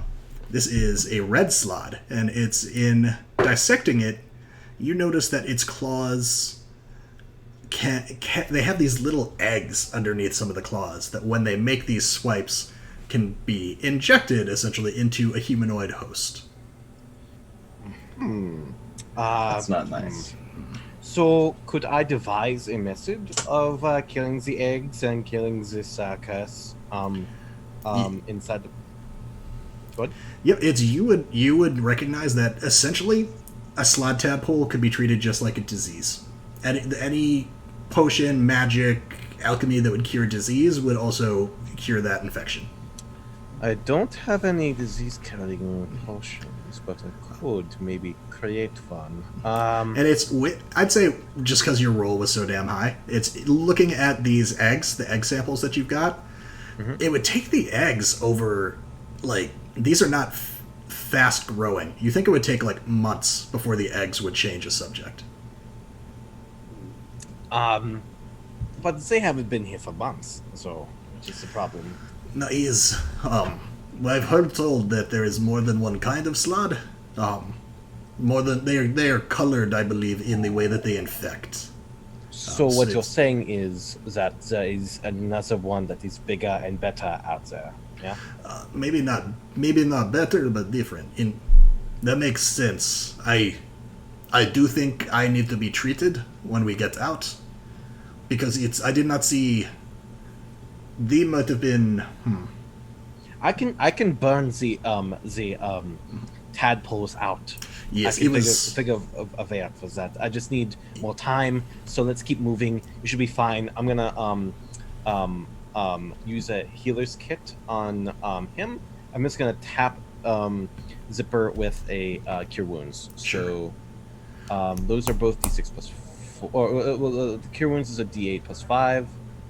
So you regain 9 HP, Zipper, and I roll a d6 plus 4 for the other guy. Oh, that's a 6 HP plus any Constitution modifier that I have. So yeah, healing's done. So boop, boop. All right. Yep, it is about that time that y'all are having the slide conversation that you all hear like a crackle, like an electric crackle over what we would know to be sort of like loudspeakers. Yes, this is the captain. Is this working? Testing. It's Oh, man, the captain died and he's a ghost now. That sucks. It's if you can hear this means the communication system is back and operational. Everyone must prepare to evacuate the ship. Our guests with our guests we have developed a plan to blow the ship and all of the horrors that the Duke has brought aboard. It's really cool, Captain. We killed a bunch of slads. He can't hear you. What? Why not? I don't know why. It feels like God. Sorry. Yes. Home worlders, those of you joining us, if you have the keys, please move to the engine room, and I will evacuate with the rest of the crew. We will be waiting at the gangway. All right. Can do, Captain. And I'll walk out the door. I'm head on so down excited to the for this engine to be over. Guess it's time for the engine room. It's as you all are leaving the crew's quarters, you see Gilda the priest and Nyx the wizard. They look like they've been in a scuffle as well. Gilda has some sort of backpack looking thing with a big nozzle coming out of it that you don't recognize. You assume that came from somewhere on the ship. But yes, they both look a little bit worse for wear, but they're walking, they're in okay health. And Nyx is holding up a key that looks identical to the one you have. Well, all right. That is a Duke. The Duke did not make it. Oh, great. Fantastic. Hubris. No further questions? Okay. Nope, I do not care. He just got his comeuppance for being so he fucking just turned into some sort of alien toad, but that's fine. That's fine. Same thing happened to us with the other guys back there. I think maybe like lots of them might have that problem. So we should err on the side of caution. Yes, we did. Unfortunately, we weren't able to. The one that we thought was green and it could throw fireballs, and it did. Oh. It did happen to destroy the Duke's research and literature, so we weren't able to find any additional information. But we found the key. That's what matters. Let's get the hell out of this place. Good. Ours was red. So, Nyx, when we get to meet the other crew, me and Zeta have a way of making some of these creatures more vulnerable. So, we are following procedure. We have a plan. All right. Do we need to be made aware of the plan? We are going to say something in a language you cannot understand. Don't question it. If you see anyone questioning it or having some recognition, kill them immediately. All right. What language is I do speak a number of languages. Deep I don't speech. want to be... Deep speech. All right. No, I did not take that elective. Okay. Yeah, it was a very under-supported credit, to be honest. All right. So Nyx is ready to head down to the engine room if you all are, or unless you all have some other proposal for how to go about things. Nope. I enthusiastically walk down the stairs. Mm-hmm. All right. It is. You go down the stairs from the atrium, and it is the chamber itself is pretty nondescript and a little bit disappointing. It's like just a 15 by 15 foot metal square, but there's this humming device in the middle that at least is worth y'all's trip, because it is covered in runes and just it almost beats with this magical energy like a heart. Yes, the captain explained that this is the engine, the magical engine they use to travel between worlds. As much as I would love to study it, as I'm sure several of you might. That would be radical. Yes, Spot is recording most things, so we'll have something out of this shit pie. Yes. That we can sell. Excellent. I mean, the Warden in Black will pay a hefty sum for it, I'm sure. Okay. Why would anybody like to make... Who is helping activate the engine? Nyx will help. All right. So why doesn't one of you, or why don't you both roll Arcana checks? I'll let you both do it, and you can both do it at advantage because Nyx is helping as well. Oh, good. That is 23. Dirty 20. All right. So with those rolls, you are actually able to, between the three of you and your combined arcane knowledge, you're able to determine that the standard detonator for this is 15 minutes. You all have figured out enough on there that you could actually adjust that time up or down anywhere from 10 to 20 minutes. So you've got a bigger range to play with. We need time because that elevator does not move fast. Yes. Yeah. Just to recap, it was like 5 minutes to the elevator, like 3 to 5 minutes down, and then another like 3 minutes of walking. I also do want to say, we are going to have to be very careful because it also will give the other creatures time to escape if we set it longer. But we'll be taking the only route out. I rather make certain that I live than worry about what else lives. Yeah, we can cleanse on the way. We can do a on the way cleanse. Don't worry, if anything gets out, I'll make it my life's goal to hunt it down with extreme prejudice. You're very willing to do that. I admire your dedication. It's okay, I don't really age. But not at all. Not to the best of my knowledge. All right. I'm eternally radical. And it's Jadal, the half orc cleric who has maintained her silence in Zeta's presence for the most of this trip. It's, as much as I hate to agree with Zeta, we are better off stationing ourselves at the head of the entrance until it collapses, and stopping anything from following us out than trapping ourselves down here with not enough time. Okay. So we're just going to stand around? No, we're going to turn the keys once the timer's set, and then run like hell. All right. So you can set this timer anywhere from 5 to 35 minutes. Let's set it at a nice solid 30. All right. With the communications restored by the captain, you start hearing, as soon as you all turn the keys, you start hearing an alarm klaxon going off. Evacuate the ship. Evacuate the ship. Would you like to evacuate the ship? Yes. Yeah, let's go. Okay. Yep. So you all start hustling your way back up the stairs. You make it to the atrium. Still rollerblading. Yes. Yes, that is... Rollerblading upstairs. Yep. That's amazing. I was gonna say that's a very cool talent to have. It's how much of your blood hunter training went into that specifically. Oh, entirely too much. Yeah, it's all style points though. Mm-hmm. So as you all make it into the atrium and are kind of taking a left to head back out to the gangway, where you assume Nick still has her barrier up. You notice the coming out of the laboratory area is two Gith, a Githyanki scientist, and the good Sir Knight, and they are carrying essentially almost like pallbearers. They are carrying like a big metal crate with them. All right, we're supposed to kill them, right? Sorry, what? No. Should we do No, that no, now, no, no, or no. like when we get outside?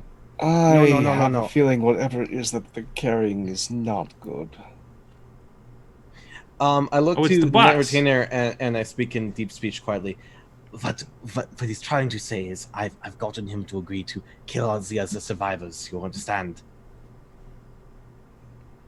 No one besides, I think, Zeta seems to understand. Can I make an insight check on that? Sure, yeah. That's 16. Yeah. Yeah, they seem, it's the four evacuating from the laboratory. They seem pretty like steel faced. Nobody reacts to the language that you used. They just seem alarms are going off. It's time to run. What is in the... Gentlemen, I would drop that box, please. We are in a hurry. Yes, this is years of our research. We are not leaving it behind to be exploded in the ship. You are leaving it behind, or I'm going to start blowing it up. Why would you do such a thing?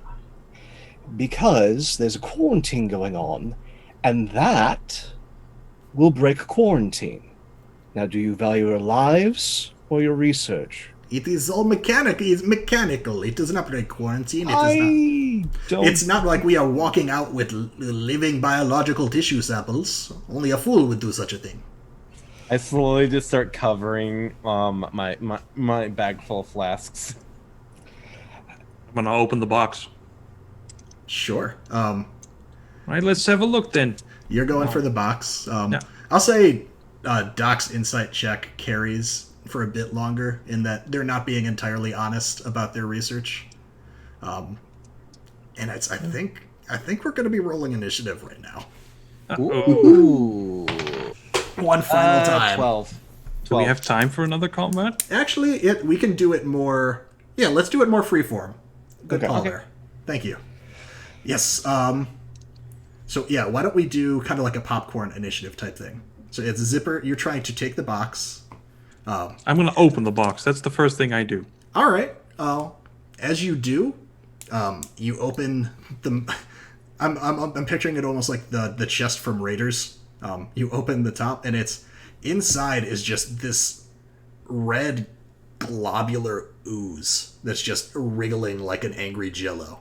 And you notice Look, now it's the that, Ark of the Covenant. you notice now that you're close enough that there are holes in the box with little tendrils of Jello extending out to all four of the people that are carrying it. What's that is, and Venn is going to throw down a staff that he's had this entire time. It is a little sort of black obsidian orb at the top. It begins to unwind and flutter with wings. Mhm. Insects start flying out. I'm casting Insect Plague centered on the box. Sorry, Zipper. No. Insect Plague. It's con saves. Swarming, biting locusts fill a 20-foot radius sphere centered on a point you choose within range.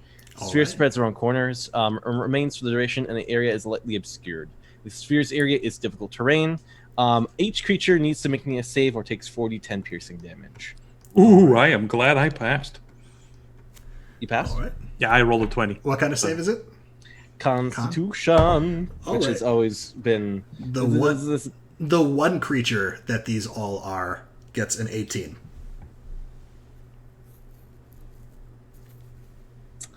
That is going to be 26 damage on the first turn. Ooh. Whoever succeeds takes half. So 13? Okay. Yeah. All right. Bonus action, I'm going to shift. Going to go full on where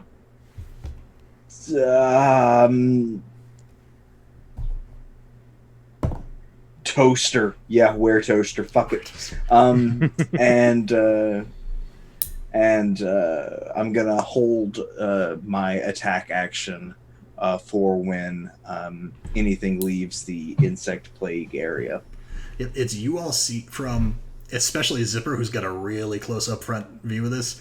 The insects all start like buzzing into and through these people, and as you see them enter, it's like going into like a Jello mold and like them passing in and out, and you see just like as it's entering the flesh, it just turns into this like red goop that like just leaves these open holes in it. Ooh, cool. Spooky. And it you see like out of one body, like out of the back of the human knight, where just like a blob of a red pseudopod like makes a swing at you and misses. And it's as Zeta is maybe preparing an action too, out of nowhere from the backpack that the half orc is wearing comes just a gout of fire, narrowly missing you, Zipper, but lighting up whatever this creature is. And it is shrinking back away. It does not like the fire. Let me know when my insect play will be procced again. Yeah. Just so I can reroll for damage. Absolutely. I wanted to give Zeta and then Furball, if you want to take an action. Y'all can... It seems like this creature is still within range to hurt Zipper, but is being driven backwards. Just a Zipper bonus action. Like, can we go and not die? Get a D6 inspiration. And then it's just Yeah, no, Zeta's done. Casts mirror image on himself and is Nice. just booking it. Nice. Zeta's got the right instincts. He's got survival instincts here. All right. It's going to be a 23 to hit. Nice. That hits. Yeah. Unfortunately, 5 ice damage, Ah. which I don't think is going to do anything in best case No, scenario. it does. It does not have any resistances to that kind of thing. Oh. You all think that the mist might have just been concealing the tendrils that connects this thing to its victims. Oh. So 5 ice and 7 slashing, All right. with the follow-up attack being a 13. All right. That just barely misses. Okay.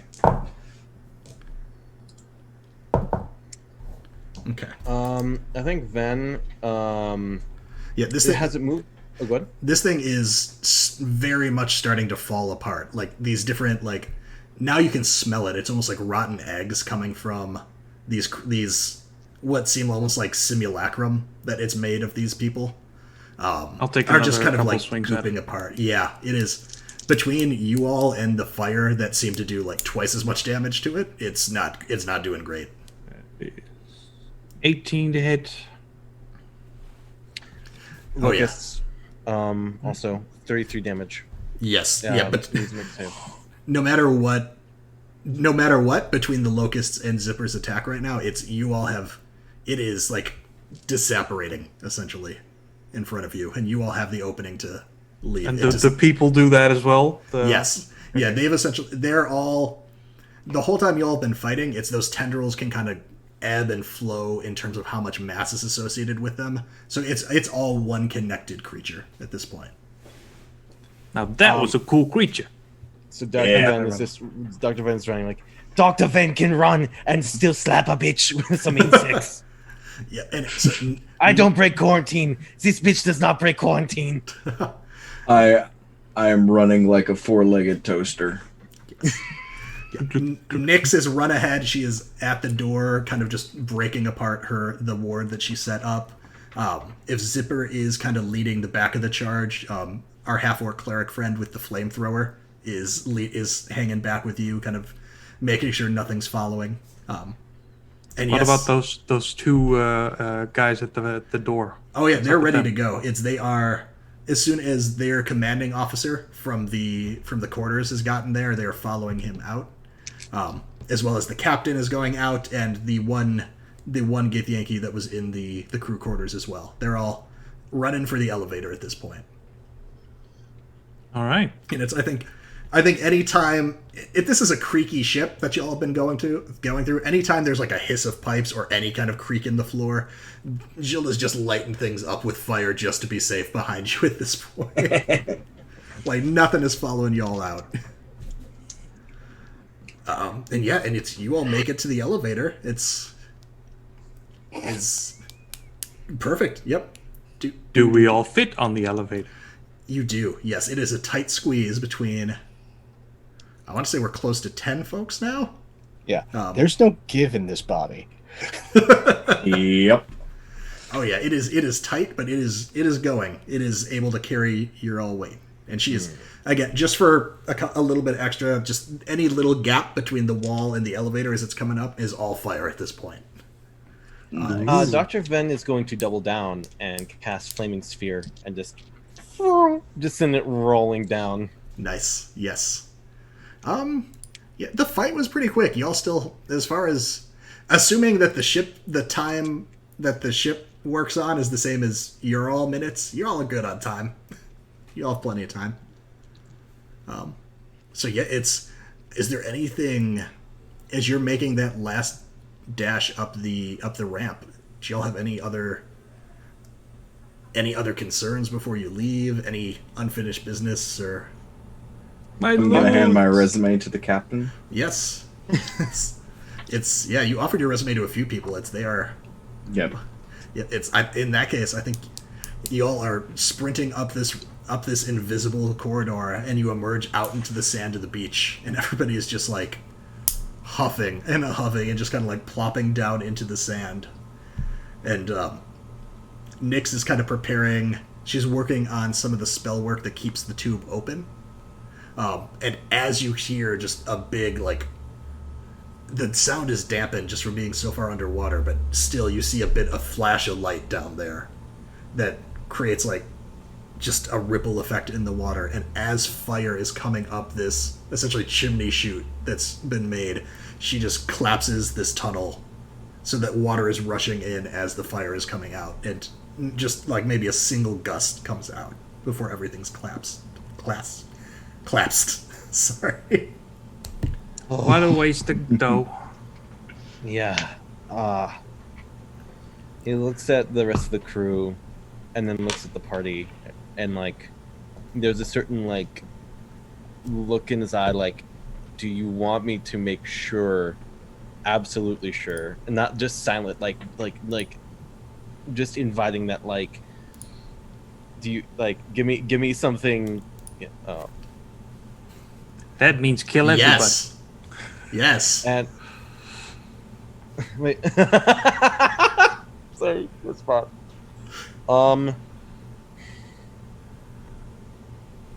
Doctor, I'm gonna roll d20 to see if he does it, because natural 20. So I don't know what that means. He is going to.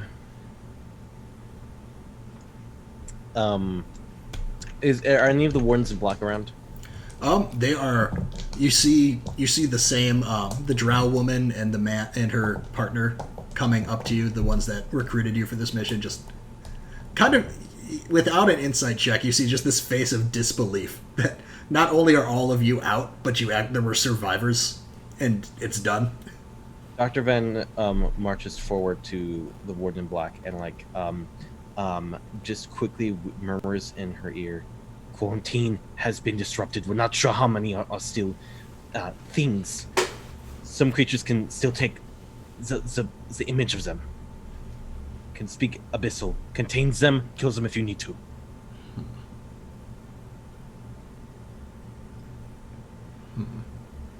Yes, don't worry at all. We have some standard operating procedures in these cases. Part of our debrief process will absolutely require certain memory checks, different other tests of ensuring you are all who you're supposed to be. And we have making sure no strange alien diseases have been brought ashore.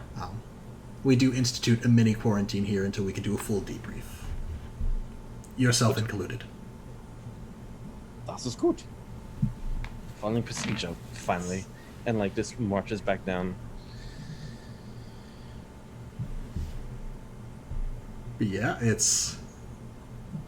y'all have done it. The four of you are sitting on the beach. You've got at least 3 new heavily armed hippo friends with you. You've got 2 Githyanki, 1 potentially infected. Who knows? I'm sure it'll get taken care of. Probably. And then 50% of the forward crew seems to have survived. That's not nothing. That's a real number right there. Yeah, do y'all have any closing comments or anything like that for each other as you revel? I think what we all learned was that the real adventure is the radical friendship we grew along the way. Yeah! I think the better lesson is to wear your fucking masks. Or just don't respirate. Yeah, and on that note, I think we'll wrap up the adventure. Yay! Ooh. Well, jeez, thank you. Oh my gosh, thank you all for so many things. Thank you everybody that joined us viewing and watching for my first go at telling a story here and all of the technical aspects and everything behind it. And thank you so much to all of my players for, 1, agreeing to do this in the first place, and 2, sticking with my weird story even when it ran over a little bit. I thought it was great. Yeah. It was a real good time, man. Yeah. Is this module? Did you make this? I did. Yeah. I really liked it. It was. Is great. perhaps a place that I could pick this up and financially support you? Thank you, Zan. This is Little Ship of Horrors is an adventure I wrote as part of the RPG Writer Workshop in winter of last year, and it's available on DM's Guild. So it's, if folks enjoyed this, if you want to see all of the other things that we didn't get to investigate either, including, you know, a singing carnivorous plat who could have been a friend too, in no way related to any legally copyrighted character. Legally distinct singing plant. Yes, exactly. If it's called Little Ship of Horrors, you basically have to. Yes. Yeah. But yeah, I'd love to give all of these wonderful people the chance to go around, introduce themselves one more time, tell everybody where we can find you all. Let's go reverse. Let's start with Paladin this time. All right. Hi, everybody. I'm PaladinHulk. I had an amazing time with this crew. You're all great. Loved all the characters. The next time you can find me is Sundays over on Uncanny Adventures, where I play Holt, the pirate paladin who tries to make friends with all the evil pirates. And it's going reasonably well. Maybe. Except my friend just fucking ate someone, which is, you know, might unfortunate. Because you're not supposed to eat people on a pirate ship. That's a big no-no, especially since we're undercrewed. So tune into that. And that's all I'm doing at the moment. Absolutely. That's all I'm doing. Perfect. Yeah, Zan, tell us about yourself. I just want to start by saying if you were undercrewed and you ate someone, then you're about to be overpooed. But yeah, no, on that terrible note, I'm Zan. Thank you so much, Pat, for having me on. This was it was great to be on the maiden voyage of the TTRPG side of your streams. It was an absolute honor and pleasure, and it was a lot of fun getting to meet these lovely folks. I'm Zan. As for where you can find me, you can check me out on insanitygaming.com or in twitter.com/insanityttrpg, and I'm a professional content creator and DM for hire and all that good stuff. Next place you can catch me is in about just over 12 hours or 24 hours on Brambleberry Games, and then I'm on Black Feather Guild during the week, including the Wednesday night game with Patrick. Tuesday night. Tuesday night. Time doesn't exist anymore. I live in Japan. It's literally a different day for me. Tuesday night US. Yeah. Okay, Wednesday morning for me. And yeah, that's my spiel. Ooh, well, thank you. Chatterbox, do it for us. Tell us all about you. Yes. Definitely Chatterbox. Cool stuff coming soon. Should have an announcement nearly prepped, but it's some cool stuff with Patrick. It's cool stuff with a really great cast of people that I admire greatly, and it's just cool D&D stuff. And homebrew stuff. So more of that coming very soon.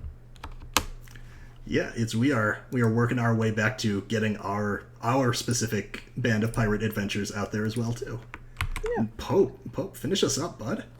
Hey everybody, Pope World Bill on Twitter, Pope World Bill on Twitch. I lurk in all your streams. This was fantastic. For those of you I've worked with before, Patrick, Paladin, love you buddies. Great working Anthony, Zan, first time. Wonderful meeting you both. Wonderful going through this little ship of horrors. Definitely check that out, folks. And thank you all so much for tuning in, whether it's live, maybe later on a VOD, who knows, maybe on YouTube later, we'll see. But wherever you're seeing this, thank you so much. You're as much a part of the story as we are. Love you all. Take care. If you want to see more of this ridiculous face, you get a lot of opportunities throughout the month of July. Sundays.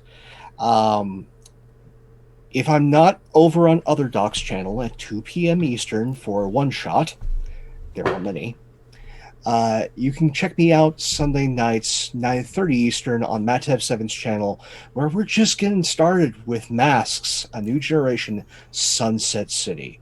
Wonderful time. A lot of young people with a lot of power and bad decisions. Be there. See you soon. Love Masks. Yes. Masks are so fun.